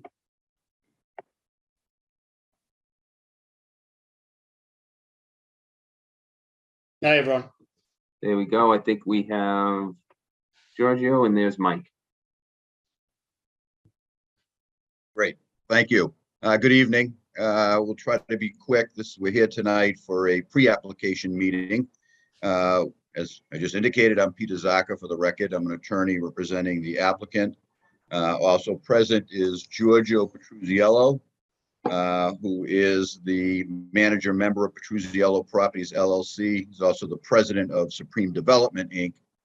And the project architect, Mike McKay, with McKay Architects, is with us. As I said, we're here for a pre-application meeting regarding the potential redevelopment of 22 Everett Street. We look forward to the board's comments, and hopefully tonight we'll probably put aside some rumors and maybe start some new ones regarding this property. Prior to coming here, I would let the board know, if they're not aware, we did meet with your land use committee through your planning director, had set that up, and we had got some good comments from them. So just quickly, before I turn it over to Mike, who has some nice plans and drawings, just quickly in terms of the subject property, so everybody's aware, it's 22 Everett Street in a second parcel, which I think your Board of Assessors has just as plain Everett Street. It's sometimes referred to as 34 Everett Street. Those parcels are owned by various entities which are controlled by the Foster family. I believe they'd owned this property for at least 50 years, if not more. My client does not currently own the property. He has executed a purchase and sales agreement to purchase the property, subject to a number of conditions, some of which we'll discuss tonight. So the parcels, and just for ease, we'll call it 22 Everett. It's about 6.8 acres of land. 551 feet of frontage on Everett Street. And it's in the Highway Business Zoning District, and it's also in 2 of your overlay districts, the Flexible Multiple Use Overlay District 3, and then your newly enacted Mixed Use and Multifamily Residential Overlay District, Mumford. I like that, Mumford District. As we'll discuss tonight, my client is proposing to redevelop the property under your Mumford regulations. We look at this as an opportunity to redevelop an underlies and quite frankly, quite unattractive property. I think it's an exciting project, an interesting project, and it's actually a very challenging project in terms of, especially in terms of trying to make this economical. So to fully understand the what and why that's being proposed tonight, just some very quick background on the property and the current conditions. So the property, as you're probably aware, has a railroad right-of-way to its west, which is the Franklin Commuter Rail. We have 2 brooks, South Brook and Purgatory Brook, which run through that, which clearly need to be addressed in terms of any redevelopment. And there's a host of easements that run through the property. There's a 40-foot right-of-way. The town of Westwood has a sewer easement and a drainage easement, and there's an Algonquin transmission easement that runs through there. There's a large industrial building, I guess the best way to refer to it, about 26,000 square feet that's currently on the site. That was erected, as we can determine, circa 1950, originally used as a manufacturing place for concrete block and brick. During that period, there were a number of underground fuel tanks. There was a release of fuel, I think diesel fuel and hydraulic fuel on the site, and a release of petroleum products was reported back in May of '87. That, as far as we can tell, we've had several environmentalists look at this. We have an entire environmental report on this. The contamination appears to be in the vicinity of that existing building, which is actually the 22 Everett Street property. So clearly, any redevelopment of the site must address these issues. In terms of my client, in terms of addressing those, he desires a permanent solution, no activity and use limitations. Essentially, he wants to bring the site to where we get a rating called no significant risk to human health, safety, and welfare, or to the environment. We've gotten quotes and recommendations on how to proceed with this cleanup, and it is estimated currently to be over $1 million of activity, or $1 million of cost to clean the site up. Currently, as you're probably aware, the property's leased to various businesses, including contractors, truckers. There's some warehouse uses and office uses there. We're told that it generates significant revenue to the current owner, and it generates about $50,000 worth of tax revenue to the town. Basically, up to this point, the current owner has had no reason to clean up the site or to sell the site. Financing a dirty site can be done. It's difficult. I believe that my client was able to enter into a purchase and sales agreement because the current owners are getting up on age and looking to finally move this property. We've come up with a solution, we believe, working with the current owner, where we'll be able to clean up the site prior to my client's actual purchase if certain permits are gained, which will help move the project along in terms of both financing and actually building it. So as you'll hear tonight, as Mike is going to show you, my client does propose to develop the property under the Mumford provisions of your zoning bylaw. We have, what we're presenting tonight is what we're referring to as the preferred option, which is what my client would like to do. And as I say, he's taking the redevelopment, is taking into consideration a number of, I think, important aspects, including the potential impacts on the Westwood school system, potential traffic impacts, clearly the environmental cleanup, and tied into all of that is the economics. The project clearly has to be economic to my client. What you'll see tonight, probably at the end, is that while my client has looked at a number of options, the mere fact that somebody throws out a number of units may not necessarily be the end all in terms of those impacts. I think we firmly believe it's more the size of the units, as I'll discuss in a second. So the preferred option that Mike's going to run through shortly is to demolish the existing buildings, construct 4 new buildings, approximately 241,000 square feet of floor area. As we currently have it configured, it would be 7,000 square feet of commercial floor area with 215 apartments. And those are broken down, which is the key to this proposal, the 96 1-bedroom, 96 2-bedroom, and 23 3-bedroom.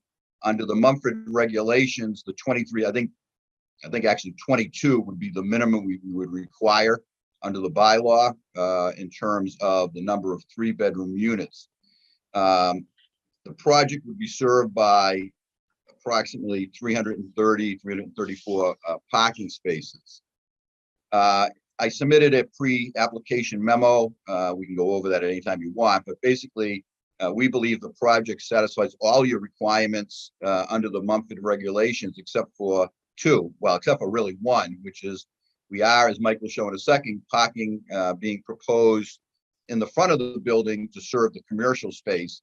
In addition to that, the project would need and requires a special permit because we will exceed, as proposed, we exceed the residential density 50, as you're aware, 15 units per acre are allowed as of right, and that would bring this project to 102 units. As I indicated, my client has looked at a number of alternatives with the factors that I talked about, and one of those alternatives was simply doing an as of right 102 apartment units. I say as of right because we would not need the special permit. In other words, we'd satisfy the density. In order to make this work economically, and it's really the land cost and the cleanup cost, all of those apartments would be proposed to be 3-bedroom units. In addition to that, the floor area for the commercial space would be approximately 32,000 square feet. I'll submit to you, and I'm going to show a chart after Mike is done, where I compare at least a couple of the options we looked at. That option, which we believe would satisfy all of the requirements, again, except for that frontage parking that we would need a waiver for, would actually produce more school children, or have the potential to produce more school children and more traffic than what my client is proposing. Another alternative that my client looked at was to leave the existing 26,000 square foot commercial building basically as is. As I indicated, according to the current owner, it is producing some significant income for him. So it would continue to do that, and then build 102 apartment units. Again, the meeting the density of an as-right project. Because we would be leaving the commercial building as is in its existing location and not moving it, we believe that there would be some savings on the environmental cleanup, because as I indicated, most of the environmental cleanup is in and around the building area, that existing commercial building. Therefore, the 102 apartments in this scenario would probably break down to 30 3-bedroom units and 72 2-bedroom units to make the project economic. Again, I'll go to the chart at the very end, but I think, as I'll show and I outlined in the memo, we don't think there's any benefit to this particular project over what we're proposing. In fact, the negative is that I think we can all agree that the current site is very unattractive, and simply doing this proposal is simply putting a Band-Aid on it and leaving it the way it is, and putting the buildings that would have the housing in it sort of to the rear of that property. But again, after Mike goes through it, I'll go through very quickly a comparison chart to show why we believe that what's being proposed is probably the best scenario in terms of town impacts and allowing this to work in terms of the economics. Having said that, with your permission, if I could have Mike share his screen. I think he has. Mike, you have the slides? I do.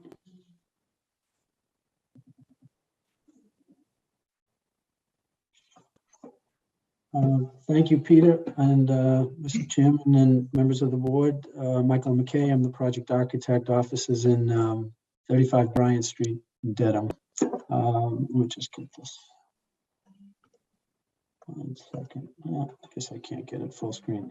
I'm going to go through several slides of existing condition, just where the site is. I think everybody knows where it is, but just to put it into context with Lower Islington, it's on the Norwood line, Everett Street, along the bottom of the street. This is the Frugal Fanny site over here, Mercedes, all the way out to Providence Highway. And then this is the train line right along here. And we have some drawings that we've prepared that show how the site is actually blocked significantly by the train from Washington Street. The intersection of Washington as it turns towards Upland and then opposite Clappertree is located here. So this is the sort of an overview site. Roach Brothers up at the top. This is the Beth Israel in the back. One thing that just a note on this slide, it may show up on the other one too. There is a walkway through the parking lot, a lit walkway that extends towards the East Street train station here. It's approximately, I don't know, a little bit less than a quarter-mile walk to Roach Brothers, maybe about 2,000 feet to Roach Brothers, and then maybe another 500 feet to Islington Center and along the shop. So I'll show that on the next slide. They have a blow up of, and I don't know why it's not showing blown up, but let's see. Let's do that. Sorry. This is just a blow up of the site showing the existing commercial spaces that I mentioned, the unkept site at 22 Everett, and this just shows a little bit better that the raised train line. And one more view, and then I'll stop with existing conditions. So this is the site. It's now because this is the way we presented it. It just fits better on our drawings. That Everett is on the right side, Washington Street along the bottom, and these are the existing lower Islington sites. One of them we presented a couple of weeks ago for redevelopment, and then the Roach Brothers here. Let's just get into our proposal. So, as Peter mentioned, we're proposing a mixed use. It's 215 units, residential units in 4 buildings along Everett. And these lines indicate the grade rising up pretty significantly as to go over the train tracks, so that this sort of raised bridge. The 4 buildings, the 2 in the front, we have some schematic designs for visuals that we'll show, but 2 separate buildings, kind of a courtyard entrance here with parking under both of these buildings, additional parking along the side and the rear. We pushed the building, and this was at sort of a department head meeting maybe a month or so ago, the concern of the noise from the train, and we pushed the building as far as we could, this sort of B building, we'll call it. And as Peter mentioned, there's several streams. We're showing them quite robust. I don't think they're quite as blue, but we're just showing them for diagram purposes that this project would have extensive conservation review. And there's also so many easements in this site. It would take the night to just describe them, but trust to say that we've avoided all of the easements, and we've designed the buildings so that we keep the streams where they are. They're more drainage streams than anything. But so the 2 rear buildings are a little bit. One's a little bit smaller. This one here is slightly smaller. Again, parking underneath, and then this last one would have additional parking. We're not getting into floor plans tonight. We're just showing this overall site plan. As Peter mentioned, there's 344 parking spaces, whether it's inside the building or surface parking. The one waiver that we've requested, and this is to support the retail. I mentioned that there's parking underneath. It's actually, we have retail, 7,000 square feet of retail in the front, and that parking we're hoping that this would support that, that retail. It's just a little bit better than parking in the back. So that's one thing that we're proposing, but again, that's we're hoping for feedback on on direction on that. Another suggestion is to minimize the amount of access at this particular entrance. So this would be accessible for this drive, with this curb cut would access less of the parking than this back further away from the intersection. And that was one of the things that was also suggested at the department head meeting several weeks ago. So this rear or upper access point would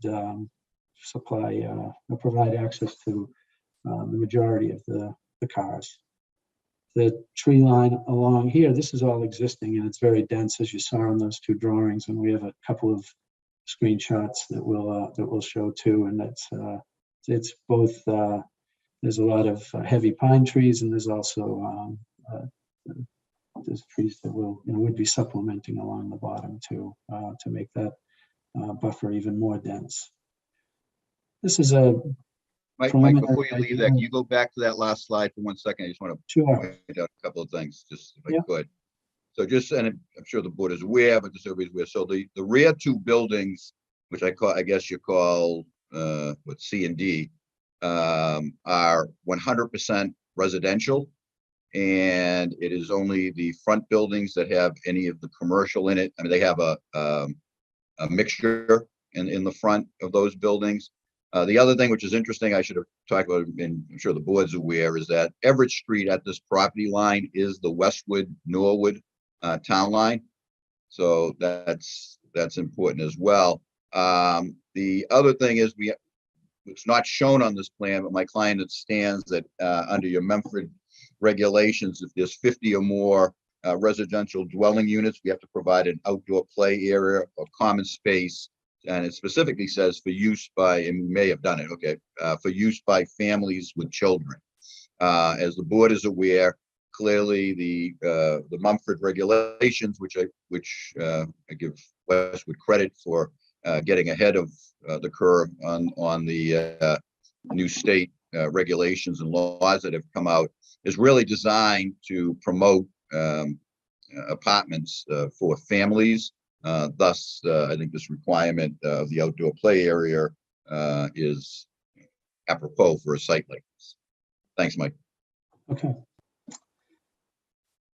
This next slide is a street view, maybe a quarter of a mile down in Norwood to look at the site. It's probably not the best way to look at the building and the buildings, but we'll show the other screenshots, which are a little bit better. 45-foot height limitation, and we are proposing to be at 45 feet. And there's quite a bit of breakdown. This is a slightly more contemporary design that we're proposing. We think with the commercial uses in the adjacent properties, we think this is a better fit. And again, it's completely separated from Islington and the residential area. So we're proposing a mixture of materials with a lot of glass storefront along the base, different types of siding materials, some brick and some horizontal clapboards and some panels. So it's a slightly more contemporary design that we're showing today. So this is the starting point. These two slides are, let me just drop this down a little bit.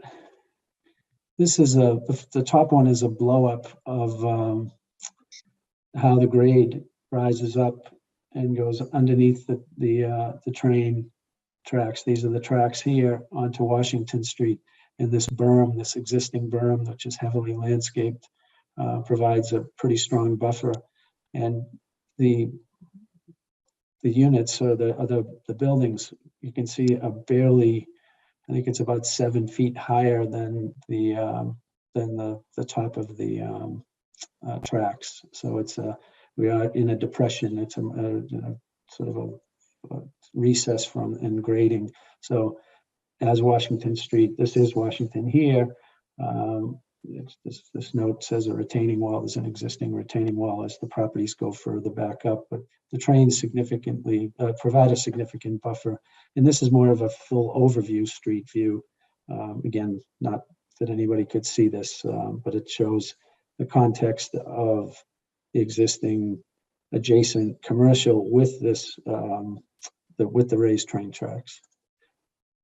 Another view, I'll blow this up a little bit. Another view, this is a screenshot. It's a little messy from Google Earth, but this is a tree line, certainly it's in full summer bloom. So again, there's a mixture of trees, but that's where we had the screenshot. But you can see it provides a significant buffer from Washington Street. It's almost like it's not visible. We have another view, just more of a blow up. I guess this is just a more detailed view of it. Again, the two buildings in the front with landscape buffer and the proposed parking that we discussed. We didn't develop the boxes of the two buildings in the back. They might be of the similar style. We just showed the massing of them. And this is a kind of a bird's eye looking from Norwood, kind of closer to Providence Highway.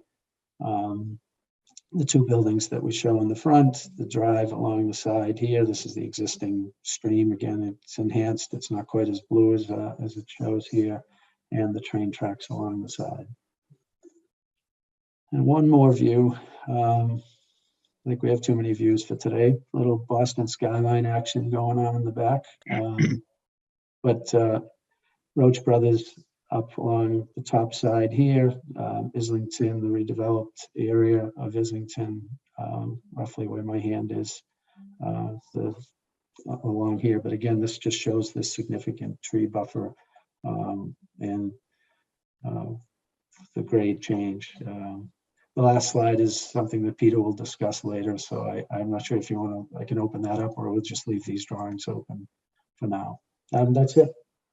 Yeah, Mike, if you put my screen up, then we can go back if the board has questions. So again, as indicated, and I put it in the memo, we satisfy all the dimensional requirements under your regulations. We satisfy the parking requirements. Actually, we're a little bit with the shown on that site was about 344. If you deduct out what is required for the highest potential, we believe the highest potential use of the commercial property, you end up with about 1.5 parking spaces per dwelling unit. The requirement, I believe, is 1.25. So we satisfy that. Again, Mike pointed out, I mentioned earlier, the project, and we think any project on this site should come in, at least request that waiver for the parking along the front. As you saw, it was well buffered, but we believe that would help support the commercial uses and any redevelopment of this property. And it also helps to separate, if you will, the commercial parking from the residential parking on the site. Again, the big, I don't want to use the word waiver, the big aspect here is that we would need an additional special permit. This is not an as-of-right project. So what's shown in front of you is a comparison of what is occurring with the alternatives that I had mentioned earlier. We're well aware that a full fiscal analysis is going to be required. We have been in discussions with Judy Barrett of Barrett Planning. We will be bringing her on board for purposes of completing the fiscal impact report that's necessary. As mentioned earlier, we know traffic in this area is a major issue that will need to be addressed. We've been in contact with and we're retaining Ken Cram of Bayside Engineering for completing the full traffic study and analysis of this project. But for purposes of this evening, our discussions with them were really broke it down to trying to let us do at least preliminary comparison of the alternatives that we talked about. And you see them across the board, across the top. So, the first two are, if you will, as of right. They have the first one has the 102, all 3 bedrooms with the 32,000 square feet of floor area. The second alternative is the one that has allows us to break down and lower the number of 3-bedroom units to 30 and have 72 2-bedroom units. And that would be the one where the existing 20,000 square foot building would basically remain as is. So I'm not going to get it. I put this down on paper or as one of the slides because sometimes you throw numbers out.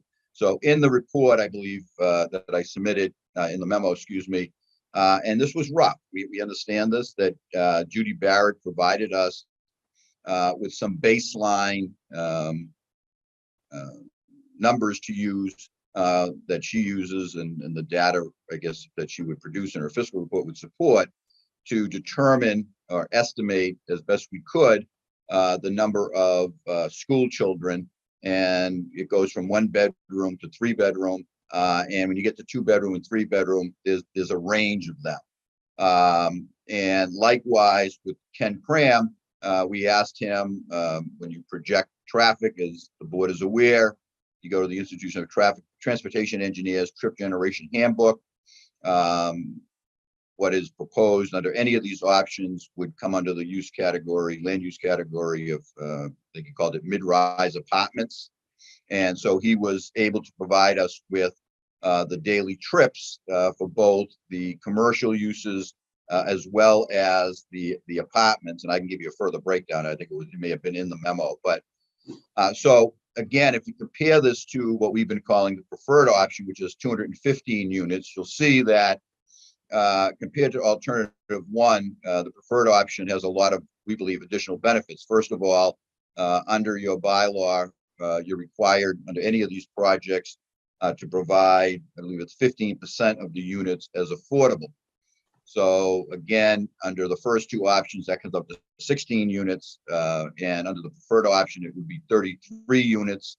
Under number 2 and the preferred, those units would be divided up in terms of 2 and 3 bedrooms, in terms of alternative 1, or 1, 2, and 3 bedrooms in terms of alternative 3. In terms of the same percentage, we would have the affordable units be divided, and they'll be indistinguishable, typical local action units that I know the board's aware with. But if you take a look at the next 2, one is the estimated school children. So the first project, because it's all 3 bedrooms, as you can imagine, there are more school children that one would predict would be in a 3-bedroom unit than in a 2-bedroom unit than in a 1-bedroom unit. And the reason I'm showing a range here is because they indicated, for instance, the 2-bedroom, she says, we can range from 0.28 to 0.41 school-age children on average. So what I did was I took the low side of the average and the high side and just added it in. So the 102 units, while it's a lot less than the 215 unit we're proposing, actually would generate significantly more children, or could, 71 to 107 children from that project, versus 43 to 64 children estimated in the project that we are presenting. Interestingly, the middle alternative, which I think is negative to me, is the we keep an ugly building, but that actually has approximately the same number of children as the preferred option. So there's really no benefit from that in terms of estimated school children in maintaining that project. In terms of the, I'm sorry, Mike, you didn't have my, I must have sent you the wrong, I hope I have it here, the wrong thing, but the daily trips, a couple of interesting things about daily trips under the, that I learned anyway, under the land use code for apartments, for mid-rise apartments, it's a sort of an average number. It's not based on the number of bedrooms. So here, bedrooms and traffic, when it will be estimated, really have nothing, do not influence it. So the 102 unit ones from a residential perspective would generate 440 daily trips, and a trip is in or out. So that's 220 trips in, 220 trips out. In the commercial space, we use the the same land use code across the board. And it was easy for the first two. The middle one, why it's blank, is I sent like the one that wasn't updated. But bottom line is that on the first one, which is 32,000, the commercial generates 1,580 daily trips. So that project, the so-called as of right 3-bedroom, would generate 2,020 daily trips compared to the 1,542 daily trips in the option that we're showing. The middle one, which is not on that table, I apologize, because we spent some time on that because we have an existing 26,000 square foot building. The children, in terms of what the trips generated by the apartments, one change, that's still 440. Ken Cram today was estimating that for that project is around between 1,400 and 1,500. Clearly, there's some existing uses there. My understanding is the property is not entirely leased currently. If my client took it over, it'd probably be some different uses in there. But that comes to be about between 1,400 and 1,500. So alternative 2 and the preferred option are similar, but with the preferred option, you get all new buildings from a site perspective, or a from a site perspective, you get a full clean site, because that would require us to clean the site, as I indicated earlier, to the standard my client wants, in order to take down entirely the existing building and build all new buildings. So clearly it's much aesthetic, and you, again, from a traffic perspective and a children perspective, you haven't gained anything by leaving the existing building. So having said that, I apologize for talking as long as I have. We would gladly listen to the board's comments and respond to any questions that we can. Thank you very much. At this point, we'll open it up to board comments, questions for the applicant. I think they have been through our land use committee. So they have been through, I guess, over the first hurdle for a special permit here. So I think it is incumbent upon the board to offer suggestions, initial thoughts to, it's not the applicant, not yet. This is a pre-application conference to discuss our initial thoughts. So any board members with comments, questions, just raise your hand, or just, you may start. Yes, Ellen. I have kind of extensive notes, so I don't know if anyone else wants to go first. No, you raise your hand first. Okay. Go right ahead. Okay, so I did spend quite a bit of time looking at this, and I have a lot of comments of my own. And I also had several residents reach out to me, so I compiled some of their comments as well to share. Even though we're in the early phases, I think it's important to share as much feedback as we can. So I'll just start with my thoughts. There's questions interspersed. Over the many months that we as a board spent crafting this new zoning, all of the conversations and framework that we discussed involved 15 units per acre. Many of the concerns we heard when we were discussing the MBTA zoning pertain to the increased density. I know that as a board, we have the discretion via a special permit to allow for higher density, but I feel like in good faith, that is not what we discussed as a board, not what we presented to the residents, and not what the residents voted on and passed. I have concerns about that kind of density and proximity to Purgatory Brook.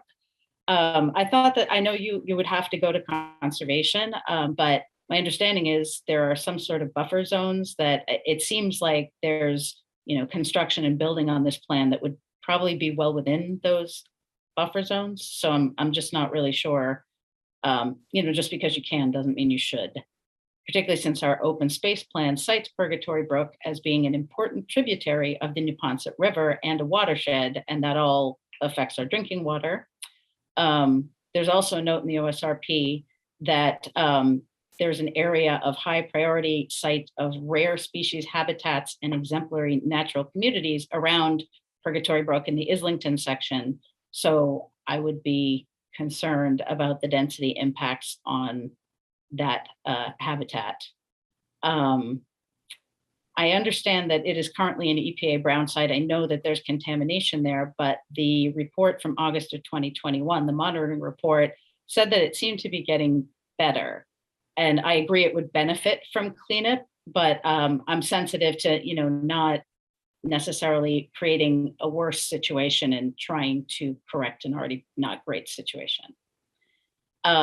Big thing that I really want to say, you've been talking about the impact with school children and trying to minimize that. And for me personally, given that the MBTA zoning was in large part drafted specifically to encourage development of family-friendly housing, I don't necessarily see limiting the multi-bedroom units as a positive aspect of what you're proposing. Now I have some questions. This one's actually probably for Pat. What is the status of the certification of our town meeting results with the Attorney General? Because if this zoning hasn't been certified yet, I'm just kind of curious where we're at with that, when we can expect for them to certify or not. So the zoning articles at past town meeting have been submitted to the Attorney General's office. They generally have 90 days to act on them, which would be towards the end of August.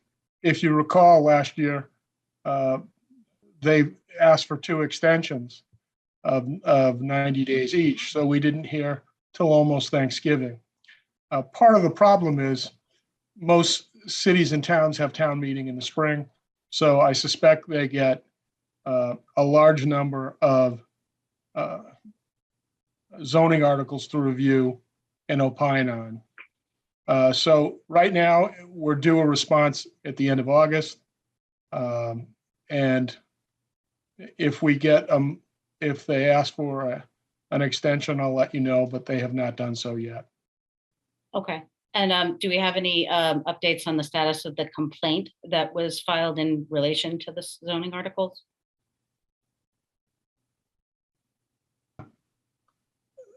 Other than it's going to be considered through the approval process at the AG, no. Okay. Thank you.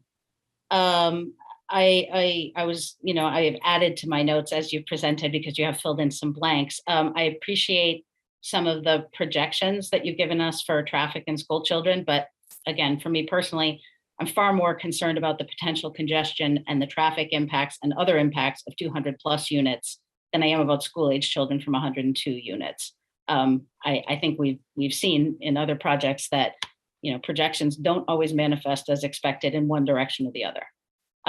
Question for the applicant: have you done a project of this scope before? I'm familiar with a lot of your projects, but have you done anything to this size so far? To answer your question, Ellen, yes, well, not all on one site, but we go from multiple projects to multiple projects. For example, when we did the Islington project, it was a phase project. And we had that project running, and we had 2 other projects running of, I would say, similar sizes. So we're very familiar with handling a project this size. And this project will be handled the same way. It will be a phase project. We'd be doing the first front 2 buildings first, and then continue once the front 2 are done and up and running, we would continue with the back 2. So yeah, handling a project this size is not a problem at all. Okay. I had some confusion because the initial drawing that you'd submitted had listed 14,000 square feet of retail for the preferred option, but it looks like you've changed that to match the memo. So it would be 7,000 square feet of commercial space with this proposal. Is that correct? That's correct. Okay. And then, I appreciate seeing the drawings. We kind of talked about this when we were looking at the proposal at our last meeting for the print shop. I'm not a huge fan of the aesthetic that you've presented. I think I personally would prefer a more cohesive look with the village. I know it's at the end of Washington Street, but the sense I get from residents is that they are still interested in the village feel. So just something to consider. I do want to see that this property become repurposed to its highest and best use, but I have to be honest, this project is not what I envisioned when we discussed and drafted the new zoning, and I would not support this level of density for the residential units at that site. I also have some questions that were sent to me from residents, and I'm sorry I'm taking up a lot of time. First question was, do you have a general range or an idea of a range for the rents that you would be looking for? They'd be market rate rents. We don't have the exact ranges. Unfortunately, I don't have those numbers in front of me. I would say one bedroom, just off the top of my head, would be between 1,700. Two bedrooms would be 19 to 2,000, and threes would be significantly higher, probably, I would say 32 to 35. Okay, thank you. Another question from a resident. Way back during the Islington Center discussions, you noted that you conduct rigorous screening of your potential tenants. Do you still follow that policy with your rental properties? Absolutely. We not only do we build the projects, we own and manage the projects after they're done. So everything is done in-house. Not only the construction, but also the management, the upkeep, the maintenance, the leasing, everything is done in-house. So you wouldn't, you have no intention, whatever you build, you have no intention of selling it anytime soon. You would Absolutely not. maintain it. Okay. Correct. Another question from a resident, would this be, a private road as far as trash pickup and plowing? Would it be, your management company's responsibility to maintain? Correct. It would be our responsibility to maintain all the trash, the streets, the landscape. Everything would be 100% our responsibility to manage and maintain. And the last comment that was submitted by a resident that I actually would echo, this is for the planning board. The request was, if the special permit application were to move forward, please don't make any decisions over the summer, as many residents are not around to provide input, and this is a major potential project. And I would support that request as well, because I agree. This has the potential to be a very large, impactful project, and I think it would be good to make sure residents were here to comment. And that was all I had. Thank you. Thank you. Thank you, Ellen. Any other board members with concerns or questions? Yes, Phil. I'm going to echo each of Ellen's comments. She identified several, and I did not have any resident input, but she identified several points that I've already written on my same notes. I was very disappointed at the limited green space availability here. If this is to be repurposed, it seems like this is a great opportunity, particularly where the your nexus to Islington, to Purgatory Brook, to a variety of things, to try to also consider some green space, and that seems to be sorely lacking. I was, particularly given the location, pretty skeptical regarding the traffic issues, and that's something that I think needs to be explored, particularly given the residential component that's going to be in here. This intersection already has a substantial traffic queuing and all sorts of other issues, and I found your preferred option on having the daily trips. I would be very, very interested to see the traffic reports and the traffic surveys that are going to be looked into on this. I'm just going to echo in terms of, I was not on the prior board, but obviously echo the issues regarding density. There was clearly many concerns raised at the town annual meeting with respect to the multi-unit proposals, going to a proposal with 31.62 units per acre as a preferred option right out of the box, where we haven't even gotten responses from the Attorney General's office. We have to be sensitive towards what is proposed and what is coming with respect to the residents of the town, and I think that's something that needs to be considered. The aesthetics, I'm underwhelmed with the aesthetics. That's something I think we, obviously should be considering. And I think the I would welcome the opportunity to, repurpose this. I welcome the opportunity to be looking more at alternative number two. Perhaps, considering what is the real economics. I can't believe that the economics of the cleanup are not built into the purchase and sale. I would assume that that is part and parcel of whatever would be going on. But I think there's a lot to be done, and I just echo many of Ellen's other comments, because I think this is a very impactful, very significant project, and it needs to be considered very carefully by the planning board. Other than that, it's late, and that's all I have to say. Thank you, Phil.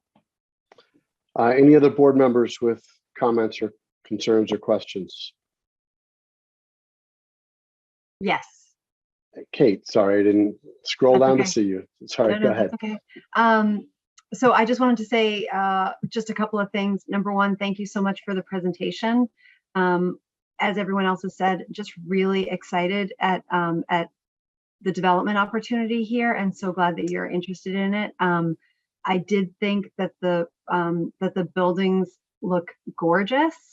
I just don't think it's the right place for them. We have heard from the town that they do want the village centers to feel like village centers, and even though it's on the outskirts, the point is it's part of our village center. So that it's too bad because they're gorgeous. But I don't think it's the right place for it. I do think that the lower density for housing is what we had talked about and what I had envisioned as we move this forward.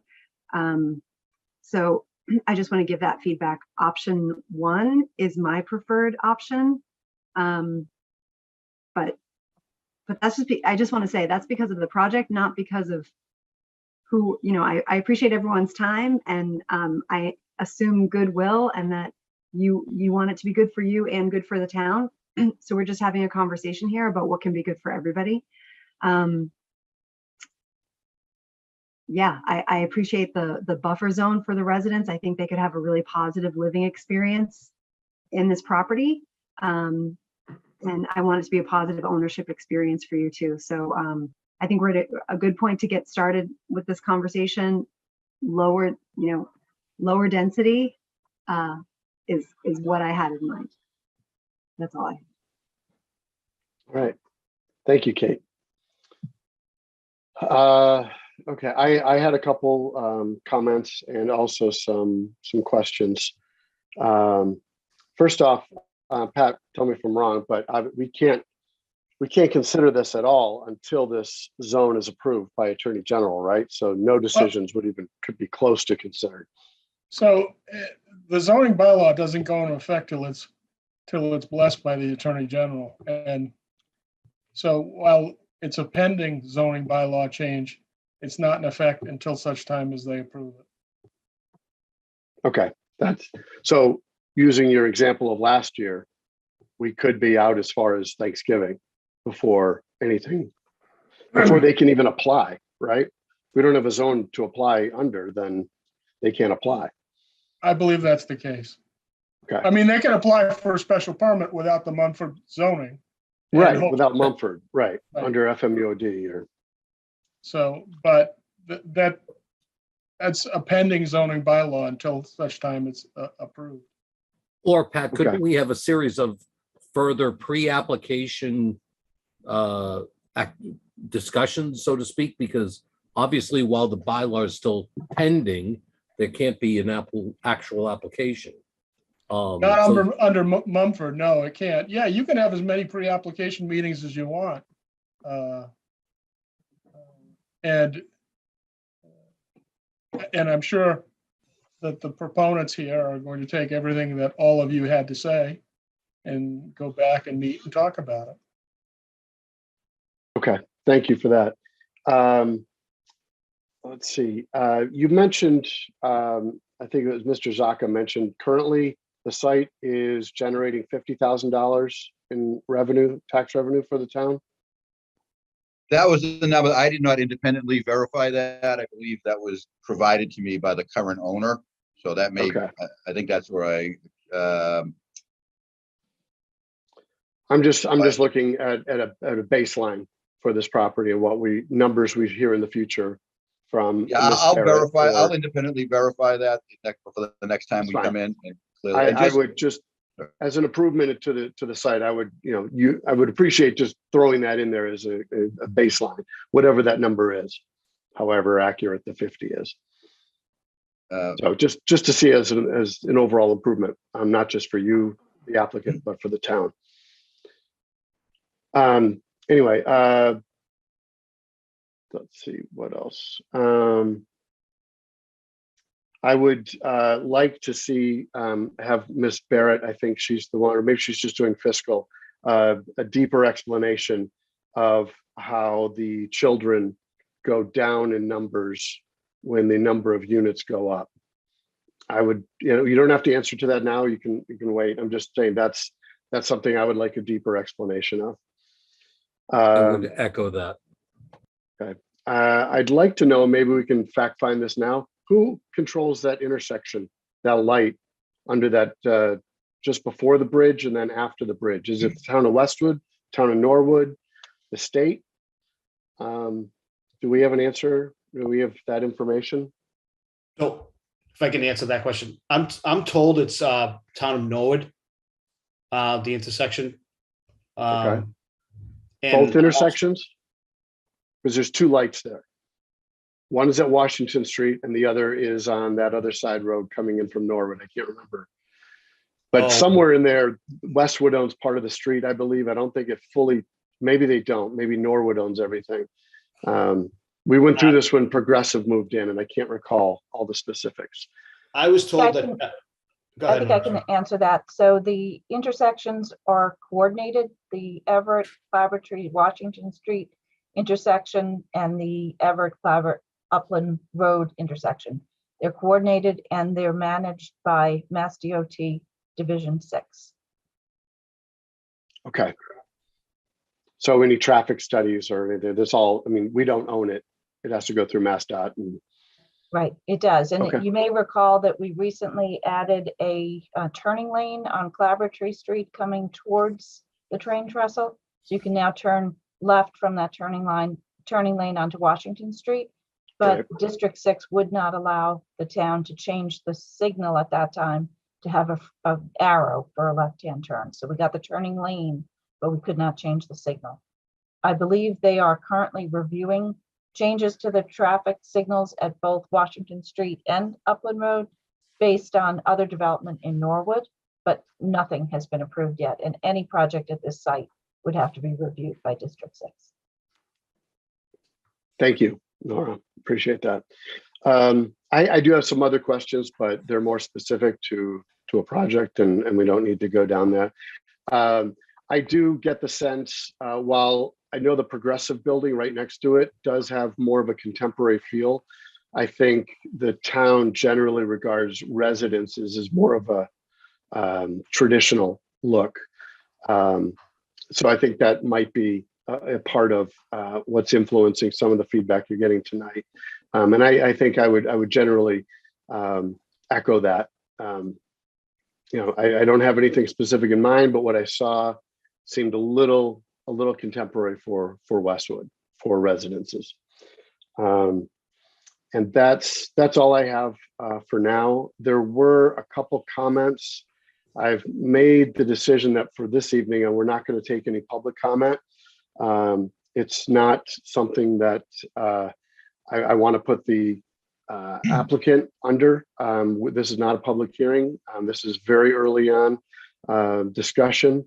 I was having some research done for me, looking at 26,000 or 32,000 square feet.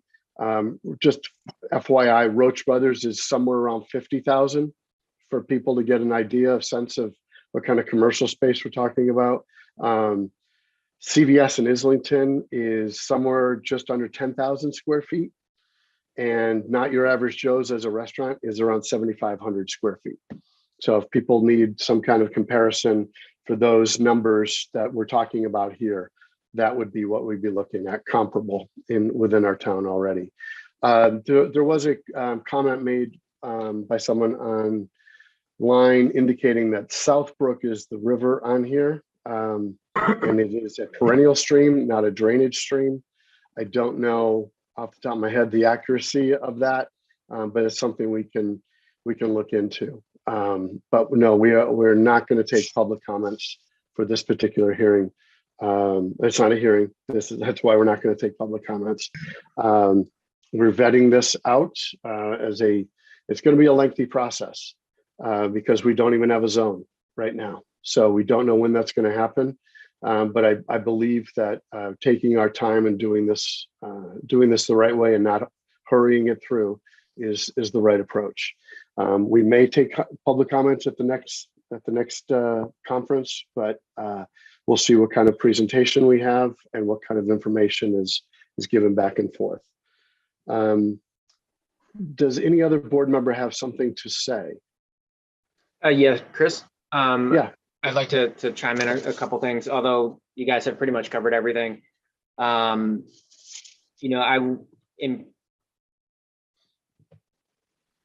It's almost a non-starter for the level of density. I mean, I would completely be amicable to discussing like bonus density with, especially given some of the things that you're discussing with, perhaps a, public playground of sorts or more extensive open spaces,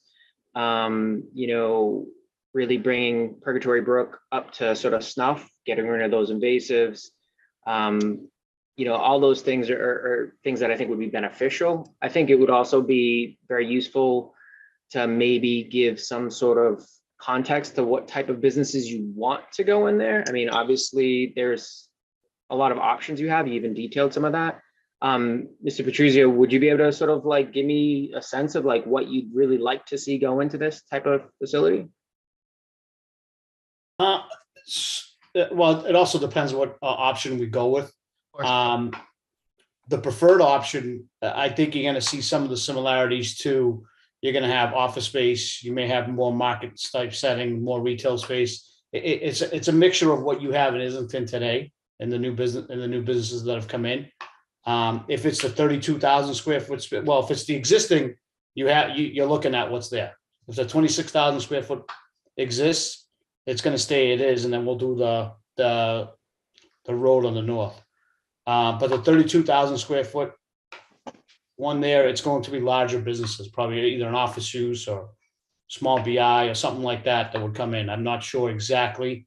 But yeah, it's the 32,000. It's a bigger commercial tenant coming in than just the smaller tenants that you see in Islington.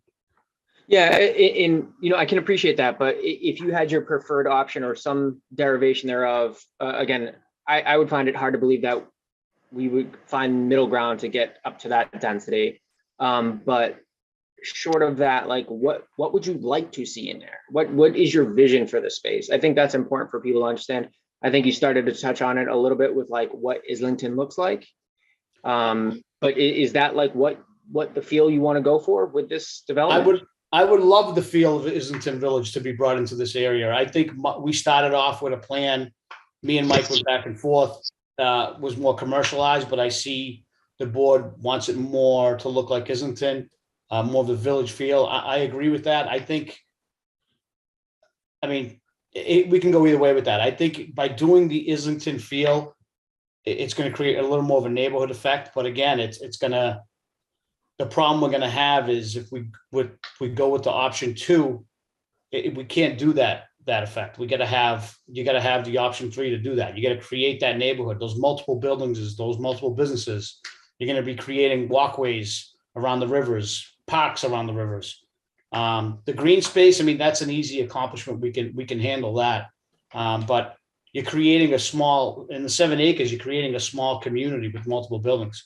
Doing a 102 unit building with a 32,000 square foot building or an existing, it's going to be difficult to create that character that Islington is today. I think my vision, Josh, you're right. I think my vision is creating Islington Village with multiple buildings and walking paths and everything else. But to do that, we need to get the higher density to make it happen. And Yeah, but I guess the question really is like, does it need to be that 30 plus density? I think every single person on the board has already expressed that concern in Right. trying to work with you to figure out how we could be more economical with the space, or, make it obviously financially viable for you. And I think Phil brought it up a good point too, which you guys even alluded to, the PNS and the conditions already sort of that you've built into that. Like, I think we'd all like to understand that a little bit better as well. Like, it's a very, I didn't mean to interrupt, but it's a very difficult site. Why I say that is it's not only from the environmental perspective. Just to give you a little bit of background on this, we have to clean this site up before we purchase it. As Peter said before, we have a team of engineers, not only with Foster's engineers, but our 21E engineers that are going to be working on this because of the proximity to the brook and everything else that's involved. And we have to get the bank really is going to be hands-on on this project because to make sure it's clean 100%. So it's a massive undertaking to get this project going off the ground. I mean, it's very difficult, to be honest with you. I've walked away many times and then I came back again. It kept coming back to the project. To get a number out of me, Josh, tonight to say, oh yeah, I can cut it down to this to make the numbers work. That ain't going to happen. Of course. I have to really figure it out, really nail it down. But we did hear everybody. They want the village look. They're concerned about the density. And that's something we have to look into. We have to run our numbers again. And I got to be honest with you, it's not going to be on the lower end. Like if I wish it could be on the lower end, but it's going to be very hard to make it happen. But maybe there's somewhere in the middle we can meet, or a little bit above the middle. But we have to run numbers to make that work. I encourage you, Josh. I encourage you to run your numbers because I think the whole point that everybody was saying is there was sticker shock. I looked at the number and I was like, whoa, what are we doing here? And that was what I think the sentiment is of the board, in conjunction with what is something that had some controversy getting through the town meeting, which is not even approved by the AG yet. But you can't just get sticker shock and have everybody just say, okay, this is great. Josh, sorry to jump in on you, but no, you're absolutely right. And that's the exact sentiment I'm trying to convey, maybe fumbling through it. But, I think there are definitely ways that we could talk through, some sort of bonus density over, what is by right. But, it really has to be beneficial for both sides. And, you will have a lot of complexities going through Concom. You are impacting wetlands. So they're going to want to see sort of that support to those areas as well. And I think that would add a lot of value to the project as well, to really, create a water feature in constructed wetlands and, really going for that route as well. And I think that would, add to the beautification, add to the value for whatever, commercial tenants that are coming in, add to the town's amicability in terms of the aesthetic improvement. I mean, it's a horrible site. I visited it as well. I'm concerned about, impacts to groundwater. Another thing I'd be interested in is, have you talked to anybody from Norwood at all in terms of their municipal perspective? I mean, it directly abuts the property. Not that it really will play any huge role on our decision-making, but, as good neighbors, it might be of interest for us to understand what their thoughts on that are, because it does impact their watershed as well. So those are my musings, I guess. And I guess, Josh, I know you weren't there 4 years ago when we started, or 5 years ago when we started the Islington project. I know you were involved, but I look at this very similar in the way is we're starting now. We know it's going to be a long process. We want the town and the residents involved from day one, especially with design and walkability and everything else. At the end, it creates a better project, not only for the town, but also for me and Mr. Foster. We're all on the same page. The site has to be developed. It's a horrible site, and hopefully it's a win for all of us at the end, but it's going to be a process to get there. We get it. We had the same concerns when I looked at that chart that Peter pulled out with the school age children, with the traffic. We look at everything. We don't only look at the 215 units, we look at the end numbers as well, and the economics and the traffic and the school age children. So yeah, we have to go back and work on it, and hopefully we can all come to an agreement where it's a good project for everybody. Yeah, And just to go on Ellen's comment, I'm here for the long haul. As you saw Islington, this is my project. I'm the guy holding the hammer, and I'm the guy cutting the checks at the end and collecting the checks and doing the snow removal. So I'm here for a long time. I have a lot invested in Islington, and I believe this project here, believe it or not, is going to be an economic engine to keep Islington alive for a long, long time. I think you have a really quite decent point there. I think there will be a lot of economic benefits to the Islington section of town with the increased density here, but it has to be smart too, right? Like we can't just, looking to get some money in the business infrastructure and to the detriment of the feel of the town, to your point, the schools, although at least for myself, that was the least of my concerns. Realistically, I think the perspective of the town not wanting high density to this extent, high density residential definitely comes into play. I think all of us have heard the residents express that concern, even just at the 15. So now jumping this high, it feels right on. It's sticker shock, but I think we need to have more and more engagement with the public. So I think this is a good first step, but long haul discussions for sure. It is. I agree. Giorgio, sharpen your pencil. You'll have a board that wants to work with you, but obviously you heard a lot of concerns. Even where we don't have a finalized Mumford, you can still have another pre-application memorandum. Let's have further discussions. That's my point. I agree, Phil. Like I said, I like the pre-applications meeting because it really gives us the insight before we start spending some real money on design and so forth, saying, hey, we like this, we like that. And it gets a lot done. It really does, from a developer to hear what they want to do before they get in there and start spending some serious money on both ends. Ellen, did you have a comment or a question?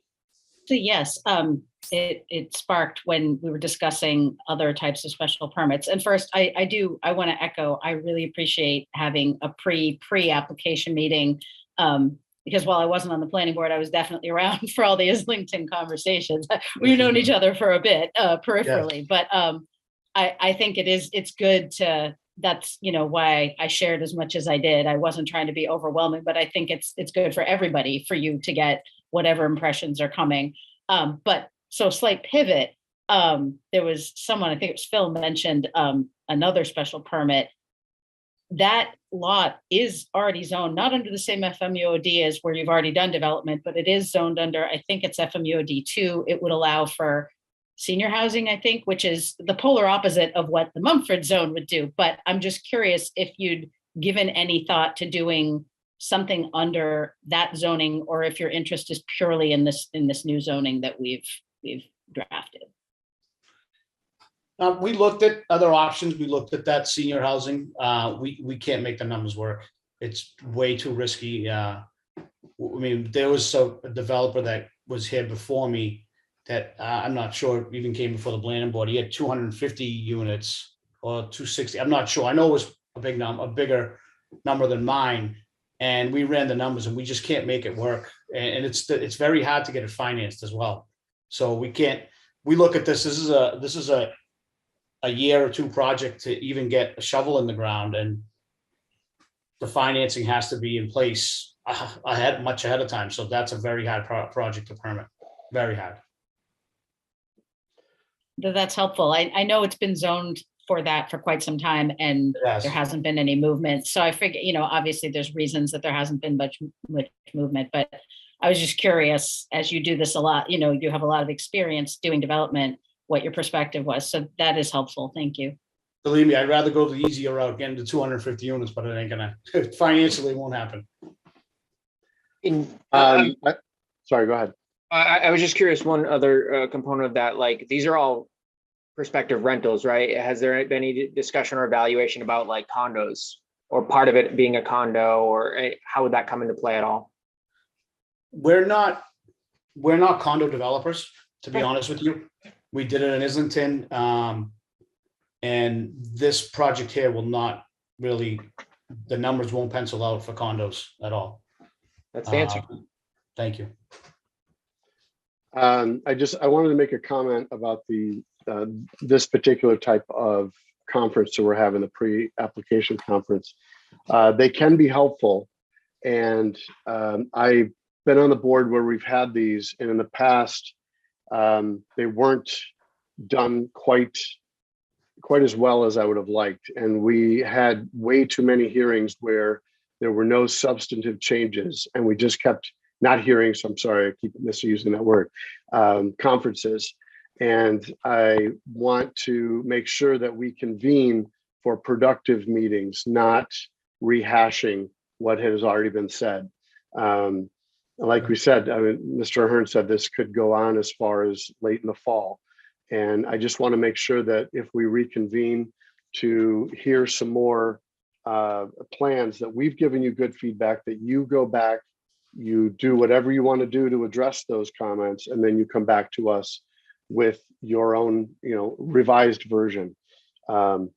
It can be very difficult publicly for people to hear, not just publicly, but the board to constantly hear the same thing presented with no substantive changes. So I would just make sure that if you want to come back before us, that it be done hearing what we have to say and making adjustments if you want. If you want to make no adjustments, then that's up to you. But I just want to make sure that we have productive meetings and not just droning on about the same thing. So I've been on the board when we've done that, and it is not a good meeting. So I just want to make sure we avoid those situations. Okay, we understand. Any other comments from board members? Questions? I don't see any. No other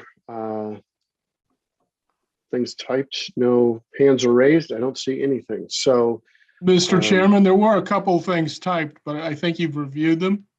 yeah, I did see those, and it spoke mostly with the nature of the stream that's there. Yes. And that it's not a drainage, but that could just be looked into and ascertained exactly what is there. And maybe could be presented to us, maybe the applicant or someone could let us know exactly the nature of the streams and rivers, brooks, whatever we're going to call them, are there. Are they perennial? Are they drainage? Whatever. So maybe that's an aspect of our next meeting you could supply us with, or somehow we get that information. But that was it for the typed comments. So I think that's it in the absence of any other questions or comments from board members. So I will leave it to this team, the applicant's team, to talk it over with John about when to return. Is that right? Sound right, John? Sure. Okay. Thank you very much for your presentation. Thank you very much. Very helpful. Thank you. Very informative. Thank you. Have a Thank good night, you. everyone. Thank you. Good night. Okay. Next on our agenda, I think that's it for people coming before us, correct, John? Yes. Okay, so next, I think we have meeting agenda and meeting procedures. Oh, no, we have a review of comprehensive plan implementation action items. Okay, I opened the agenda thing. This is what I'm reading. So my apologies. I knew that was coming. I just read this out here. You keep throwing me curveballs. Okay, review of comprehensive plan implementation action items. John, I don't think anybody except myself was on the board when the comprehensive plan was adopted. So maybe you could give us, or Nora, if your institutional knowledge could help us understand where we were when this was adopted and how we move forward with the implementation. So John, why don't you pull Yep, up? yep, let me pull up the matrix. So the comprehensive plan was adopted in 2020, and a significant portion of the plan is in the implementation chart at the back of the plan. There are many, many implementation strategies that are listed out. We recently divvied them up into different documents based on who was the lead agent for each of the implementation strategies. And what John is showing you here are the strategies that have the planning division or the planning board involved in leading the actions. So what we've done is we've color-coded the actions to show the ones in yellow are ones that are actively underway. The ones in green are ones that are either completed or on their way to completion, close to completion. And the ones in white really have not been addressed yet. So the purpose of this exercise is to take a look at the planning board and planning division strategies, the ones that they're responsible for, and discuss what you think needs to be done differently, what needs to be brought into the forefront. For instance, one of the strategies that is in here on a short-term basis that hasn't been started yet is formulating a climate action and resiliency plan. I think that's something when the comprehensive plan was adopted, that was a very high priority and something that the planning board wanted to get on as soon as possible. There were other projects we were working on, and then we were without a town planner for a short period of time. We now have a new town planner, and that might be something that the planning board wants to set out a path to start working on that. But there are several other strategies if you want to take a look at them, if you want to run through them from beginning to end, or if you've already looked at these charts and want to ask any questions about them, this would be the time to do that. This is just an initial review. We can carry this over onto future meeting dates, but it's something that I think the board has had planned when we adopted the comprehensive plan in 2020. The plan was to take a look at the implementation actions on an annual basis and keep track of them and keep moving forward.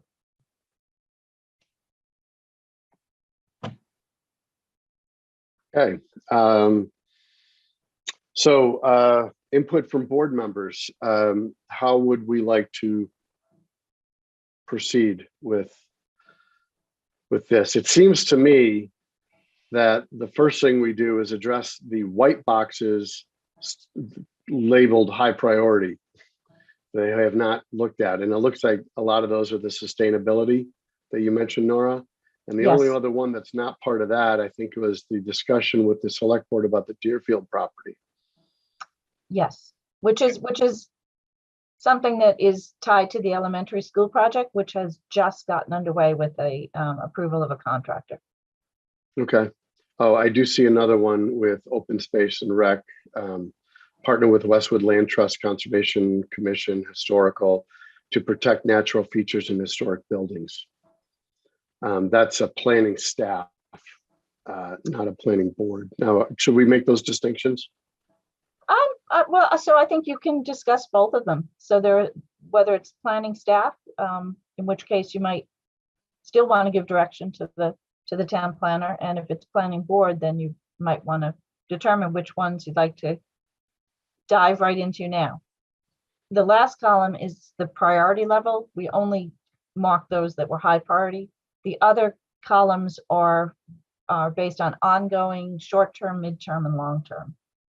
So something could be high priority, but it could be a long-term goal, in which case we might not be diving into it right away. Something else could be high priority, but it could be a short-term or midterm goal, in which case we'd want to jump in more quickly. Just for understanding what short-term, midterm, and long-term are, the plan is expected to cover a 5-year period. So short-term is really something that we should have been working on already.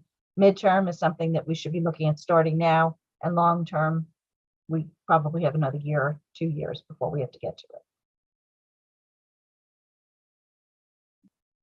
I see one of those is the comprehensive plan implementation table. Consider formalizing planning board design review. That's a short term. Yes, yes. So that was something that at the time of the comprehensive plan, there were people on the steering committee that thought that was important, that we have something more than the environmental impact design review standards, that we have a more formal design review, whether that's a design review committee that's established or some other process by which the planning board implements very specific design review over projects. This is something that was discussed many years ago when the Westwood Station project was first put in motion, long before University Station. There were draft design guidelines that were created. And there were members of the steering committee that thought that was something that the town might want to get back to. We have taken a different direction over the last several years, where we've tried to go with more flexible design control and take things on a project by project basis and let the planning board weigh in on individual projects to decide what's appropriate at a specific location during a specific time period under their review. So there are two strategies, and you could go either way. So the comprehensive plan has as one of the goals developing these design standards, considering developing them. So that's what this board is charged with, considering whether that's something that you do want to pursue or whether you're happy with the flexible approach that we've taken over the last several years. I think if I remember right, part of the discussion I remember having years ago was possibly doing that at our town centers area before Islington was even developed. And maybe in High Street in advance of that development, if we implement something, a more formal review, that was discussed for our town centers area. Right. So right now, what we have, the environmental impact design review guidelines have specific standards for Washington and High Street. And those standards are described in a way that the board is encouraged to look at the existing buildings in the area and consider the design of any proposed new buildings in relation to those buildings, looking at things like the fenestration, the pattern of the windows, cornices, gable ends, specific architectural characteristics of buildings in an area. So when you were just having your discussion with the last applicant, you talked about the village feel in Islington. And I think that design guidelines would be codifying what is that village feel? What is it architecturally that you see and you would like to see more of in Islington? And maybe you do the same thing in High Street. Look at what's there, look at what you'd like to see, and then put it into very specific guidelines that tell potential developers what materials they should be using, what slope their roof should take, which way the gables should face, or whether there should be a hip roof. So it's architectural standards, and that's something that the board should consider whether they want to impose that or whether they want to continue to look at things on a case-by-case basis.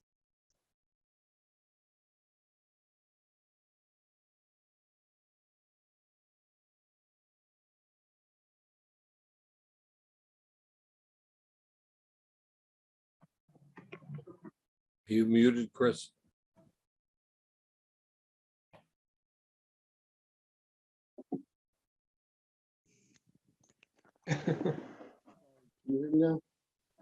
Just barely. Can barely hear you. Go ahead. Can't hear you. No. All right, just confirm. Your computer shuts down when it gets close to 10 o'clock. That is because true. we all are shutting down. Chris, try turning off your audio and then turning it back on.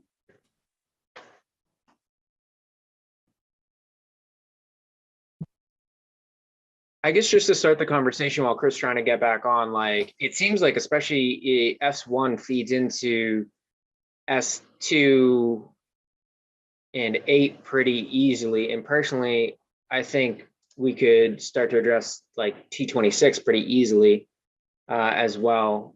I'm highly interested in the sustainability component, but I've heard a lot of people recently be very concerned about accessibility in terms of sidewalks, pedestrian safety.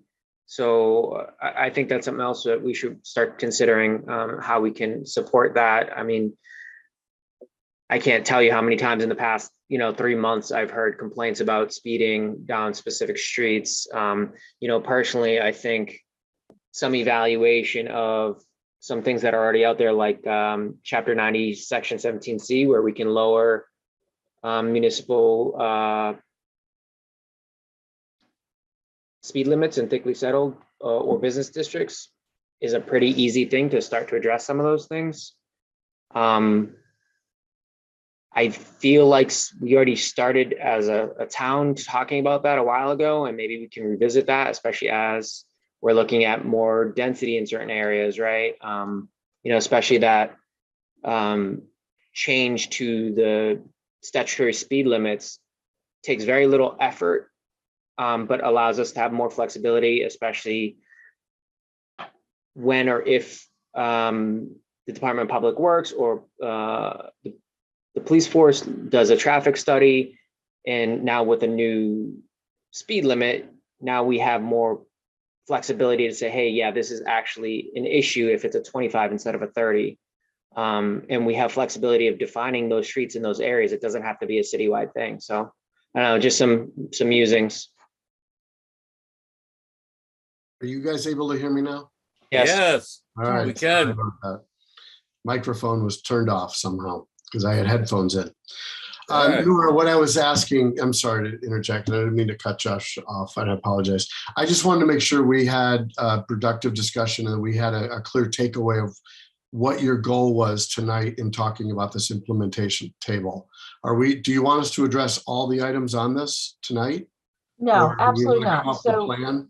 yeah, so my goal tonight is just to remind you that this implementation chart is out there and to narrow your focus to the strategies for which the planning board or the planning division are the lead agency. I just want to introduce it, that it's something that we should be looking at, and ask you to look at it, and we can discuss it more at your next meeting. You can come back with individual members with specific goals here that they would like to undertake, and then we can discuss strategies to actually get things done in the order that the board wants to get them done. So this is just an introduction, just to let you know that you have the comprehensive plan with the entire implementation table, and then this is the more narrowed table that focuses on the items that are clearly within your purview. So Nora, you're giving us homework. Exactly, yeah.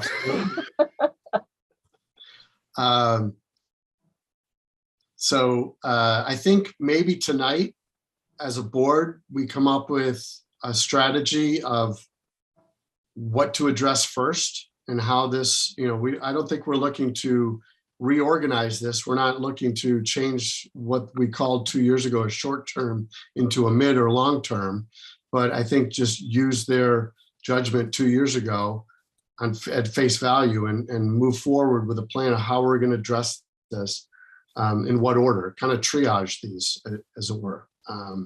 That's my suggestion. It seems like that's kind of what we have to do. And then beyond that, maybe we divide as a 5-person board, and we each get 2 to start with of the high priority. And we look into how we can implement, or we bring back to the board our ideas of implementation. And then we discuss it as a board of the pitfalls of that approach or the benefits to that approach or whatever.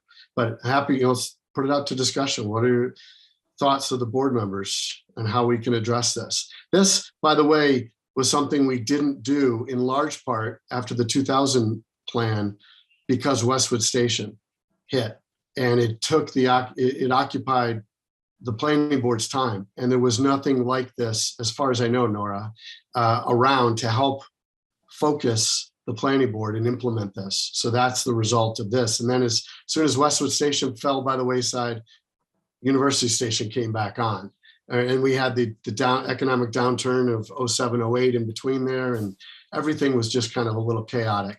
So I think it was because the board just didn't have the bandwidth to handle this. And so we came up with this table to make it easier to have the bandwidth. So that's why we're starting to address this right now. Mr. Chairman, Ms. Rawlings has had her hand up for a while. You know what, Ellen? in all honesty, the hand kind of blends in with the color of the wall behind you a little bit. So it doesn't jump It's out. okay. It's all right. I was waiting. I was actually listening. So it's fine. I just and then I took my hand down because I didn't want to start going on a deep dive. But since you're soliciting an opinion, I'm going to give mine. No, that's why we're here. I'm not shy. I would fully support prioritizing what Josh brought forward, because I think the sustainability aspects and some of the concerns about speed limits, speeding on roads, I'm seeing more of that too, on roads that may or may not have been problematic before. I feel like people are driving faster all around, and I think there's things we should be talking about. So I would definitely support prioritizing all of that. For me personally, things that I would like to prioritize, I would support wholeheartedly architectural and design standards, particularly for High Street and Washington Street, not just the town centers, but for any of the dwindling historic properties we have remaining. I'd like to do something, if we can, to try and discourage leveling any more of them if we can. I know we have a 6-month demolition delay, but quite frankly, right now, the Historic Commission's hands are tied. They really don't have the power. There's no bylaws that allow them to do anything that can really encourage preservation of some properties. And we've lost a few in the last couple of years. Some, I get it. Some, in my opinion, should not have been demolished, but there was no way to stop it. And I think that ties into the village feel, preserving the small town feel, and some cohesion. I think there's a lot of synergy between all of those things. And I do think tightening up some, bylaws. How do I articulate this? I've always said, I want to see Westwood move forward into the future, but preserve the best parts of our past. And for me, part of that is literally preserving parts of our past, but also when we build new, we do that with a sensitivity towards what made High Street and Washington Street unique. What was the look of the historic homes? Doesn't have to be that same home, but when we build new, instead of something that sticks out like a sore thumb, it would be nice to have some standards in place like other towns do, that kind of impose that cohesion. And I am all for that. And I get a sense from resident feedback that a lot of what they feel that we're losing, we might be able to stem some of that if we were to, have a set of design and aesthetic standards that new builds and renovations of older structures along the two main thoroughfares that really are the ones that have the most kind of iconic look and feel to them. I think that would go a long way to helping preserve a lot of that small town feel and that sense of a village. Thank you. All right, so looking at this chart, if everyone's in agreement to prioritize, Nora, am I correct in understanding how you describe this? The high priority and the short term are the two that we really should be looking at. Yes. And high priority midterm, you can start looking at as well. Long term is you have a little more time before you have to get to those. But short term, ongoing, and to a certain extent midterm are the ones you should be focused on. And you may find as you go through this that some of those timeframes are not really appropriate to what you're thinking now. They might have been appropriate in 2020, and maybe some things have changed. The board can't change this chart now. We really have to wait until the next update to the comprehensive plan, which will probably be in 2025, because the plan itself is a formal document that has to go through a lengthy review process. But that doesn't mean you can't use your new thinking, your current thinking, to guide which strategies you look at now. So if there's something that's listed here as a long-term strategy, but the board feels strongly would have been better off to tackle right away, you can look at those as well. So you're not completely hemmed in. These are guidelines. Okay. Ellen, you had your hand up again? Yes, sorry. And the one thing I forgot to add was, I know we touched on the Deerfield briefly. My recommendation on that would be that we don't spend any time on that, because what I'm hearing coming out of the school committee meetings is that if we're talking about a new Sheehan, they're kind of looking at Deerfield as potential swing space. So I would at least say, if we don't table it, we should at least discuss that with the school committee. My point being, it may not be turned over from the school committee to the select board anytime soon.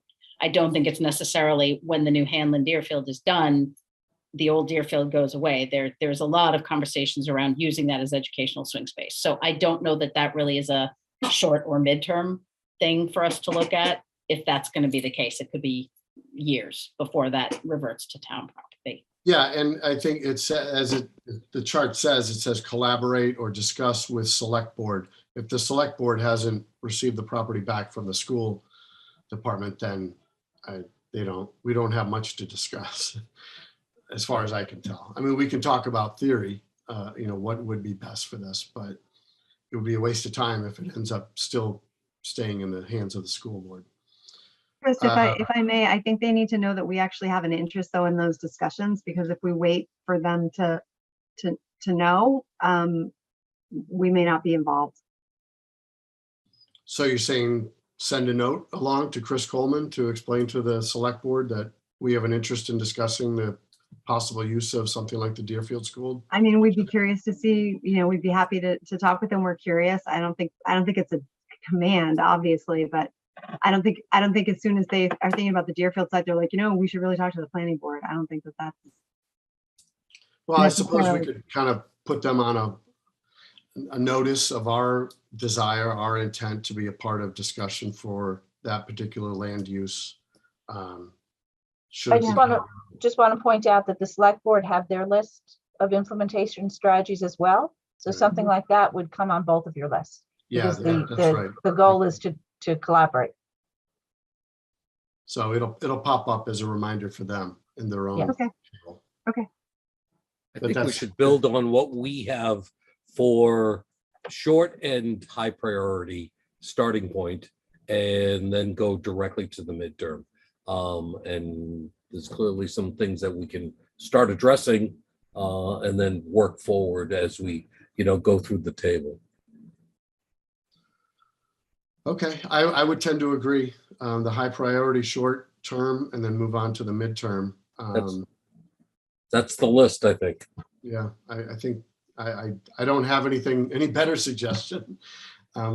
That's what it looks like 2 years ago. That's what was passed on to us as marching orders to address. But so, we only have one more summer meeting, and this was probably the busiest July meeting I've ever been a part of, the longest. Usually we don't have much coming before us. So typically the summer is where we can knock off a lot of this stuff, but I don't know what August 9 is going to look like. But should we reconvene on August 9 with thoughts and ideas? Do we want to talk about or just identify what those are now? I mean, it's pretty clear in front of us what of these have an X in them. I don't know, how does the board want to pursue? Adjourn on this, table this, and look at it at our own time? I would suggest that we target the high priority in the short term, reconvene on August 9th, and kind of, focus on, getting implementation as best as possible on those items with, our own session. I think that's where we should put our immediate focus during the summer, and seeing if we can, basically kind of almost check some boxes and knock some of these off, and then maybe even designate a lead member that can, help push along some of these items. Nora, by any chance, have you made a count, or John, of how many satisfy that? The short term and high priority that have not been started yet? I don't know how many I've not. we're looking at. Okay. And Chris, I'm sorry to interrupt, but I'm just curious, as we're starting, I like to kind of have the end in mind, right, a little bit. Are we envisioning doing this work and having these discussions during our meetings, or are we talking about setting up? I don't think we're looking at subcommittees. That would be just 2 members. Great. But I think at least the next meeting where we start discussing it. I mean, we might choose to go into subcommittees. I don't know. I don't. We have to decide what would be the most productive approach. Okay. So I think that discussion leads into your next item on your agenda, because I think many of these strategies will involve preparing bylaws, preparing regulations, preparing guidelines to move forward. So if you want to move on to your next item on the agenda, it's for preliminary discussion of potential zoning bylaw amendments that the board might be interested in. This is the time of year that the planning board starts to think about zoning. We traditionally try to put zoning bylaw amendment articles on a spring town meeting. Every now and then there's a fall town meeting. And if there's something that can't wait, the board can request the select board to allow them to bring it to a fall town meeting. But generally, the board starts to think about articles in July and August, and then has them prepared, bring them to the FinCom for an initial discussion in December, then more detailed discussions in January, and on to public hearings in March for the May town meeting. So we're just kind of just at the very early stages of thinking about whether there's something the board wants to tackle in the zoning bylaw in the upcoming year. And Mr. Chairman, if I may add, if you recall last year, that's really the schedule that took place. And I think it was because there was so much preparation and work done. I think that's the reason that the planning board last year was so successful at town meeting. They worked very hard through a long process and educating the public on what they were trying to do with the zoning articles. Thank you for that reminder. I agree, Pat. So at this point, and we don't have to discuss it, at length, but if anybody has a thought for a zoning, we can submit it to John, submit it to Nora, however we want to do it. We can talk about it briefly right now as a topic. We can table it and just think about it for a month until the August 9th meeting. But this is the time when we start thinking about it. Nora, I don't know, or John, I don't know if, I wonder, we have never mandated that someone on an earth material movement give us a traffic control. Why we keep having to do waivers for these things? The lighting, the traffic count.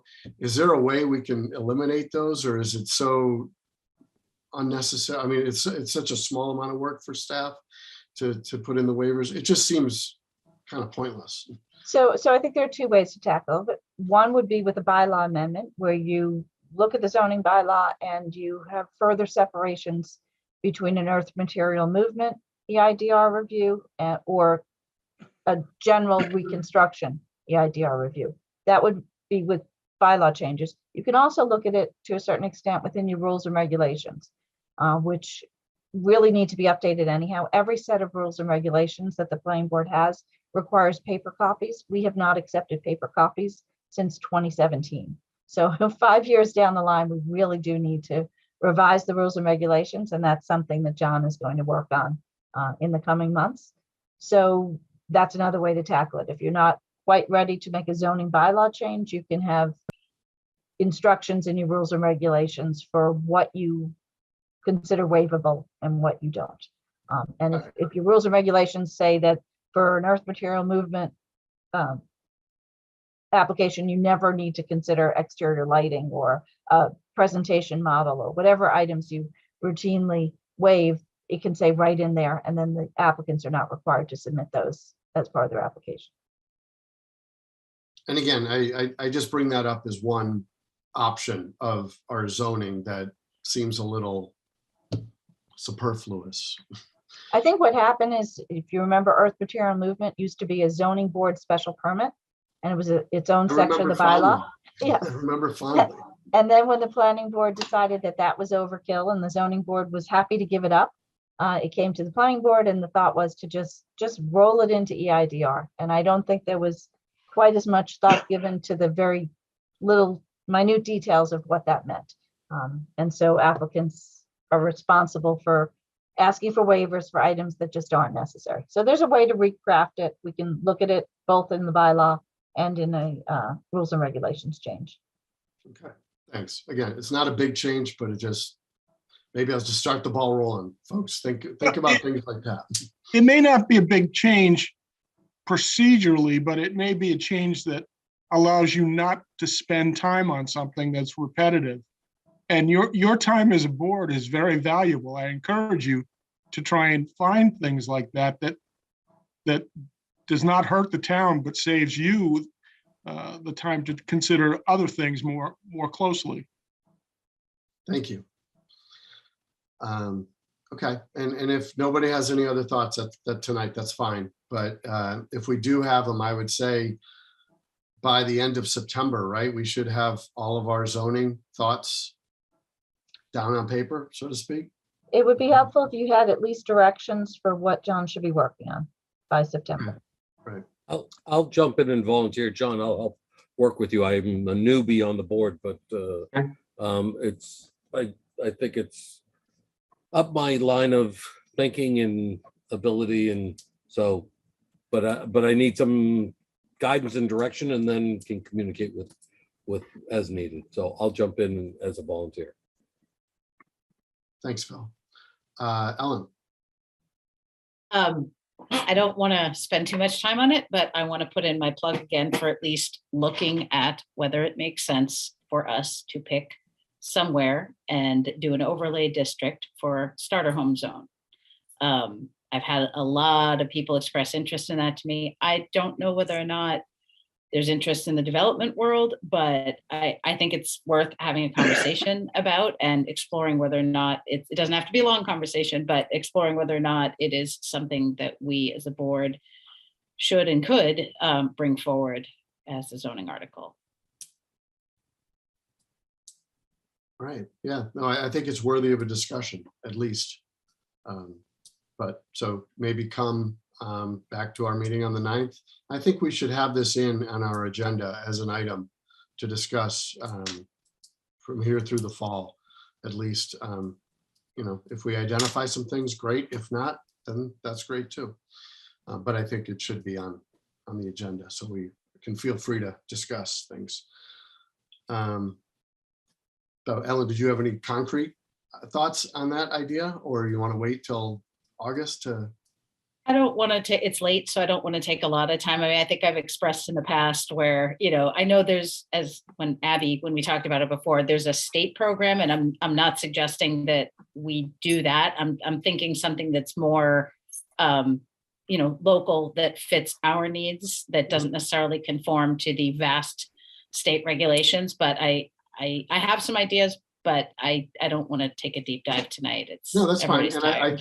I think, but that's a good starting point of discussion to contrast what the state is offering and why we think it might not necessarily work for Westwood, but we could use that maybe as a model that to work around, or we throw it in the garbage and we come up with our own.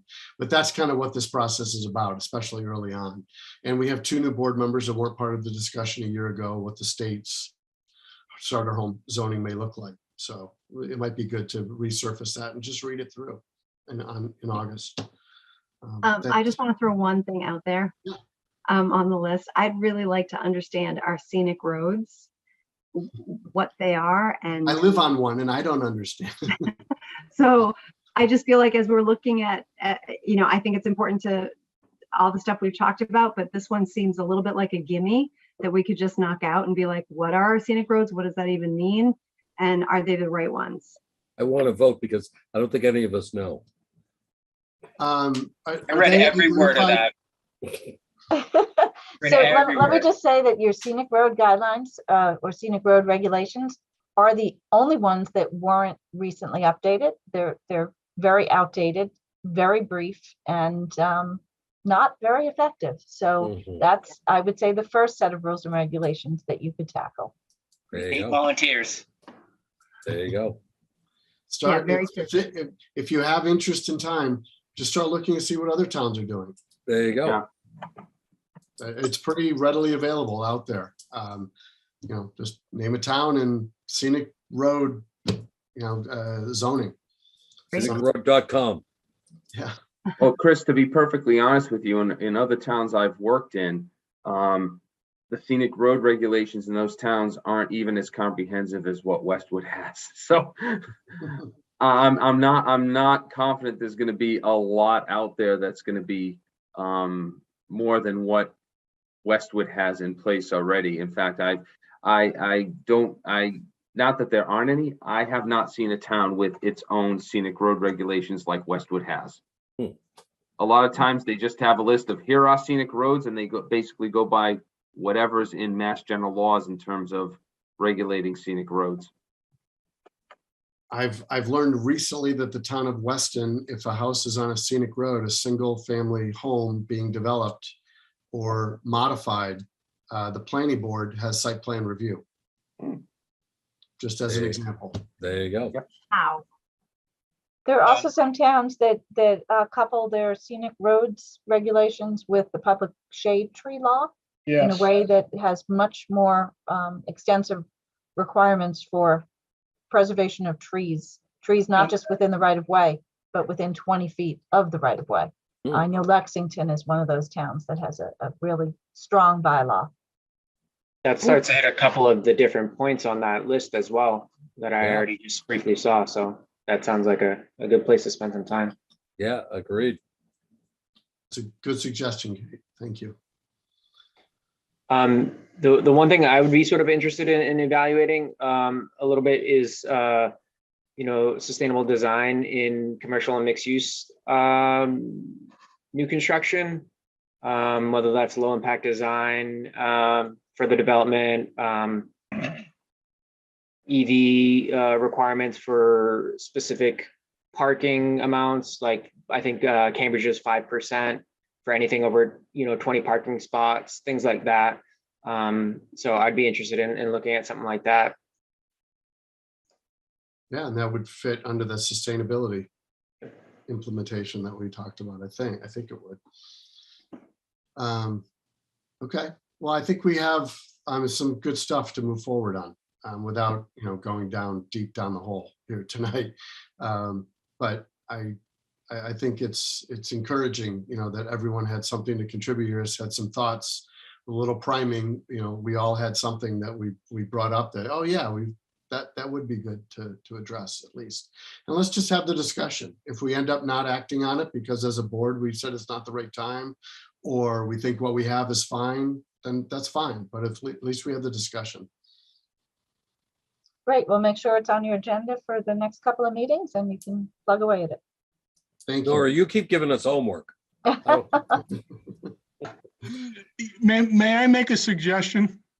It's very late, and I used to find when I was on the select board that my productivity would decrease after 10 o'clock. And you may want to have some of these discussions about the comprehensive plan and zoning changes earlier in the meeting when you're fresher than perhaps we all are right now. I second the motion of Pat Ahern. Pat, we never would have built University Station if we adjourned at 10 o'clock. We'd still be having meetings. We were there after midnight sometimes. I know. I'm just kidding. No, yeah, zoning is definitely something should be reserved for early. When I was on the select board, we used to do executive session at the end of the night. And sometimes it would be 11 o'clock during executive session. And that's sometimes the most important thing that you have to consider that night. And then we started doing it a little bit, as I was leaving, they started doing them a little bit earlier. And I thought that was a good change. Yeah, no, your point is well taken. I agree. All right, so is that it for discussion on zoning changes? More to follow. More to follow. Agreed. All right, so is next draft minutes? Is that Draft right? minutes. Has everyone had a chance to look at it? I looked at it. I have no changes. Recommended.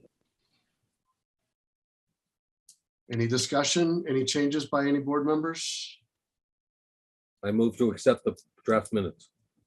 Can you say the date? The date, June 28th. June 28th. I move to June 28th draft minutes. Second. Second. We have a motion and a second to accept the draft meeting minutes as submitted.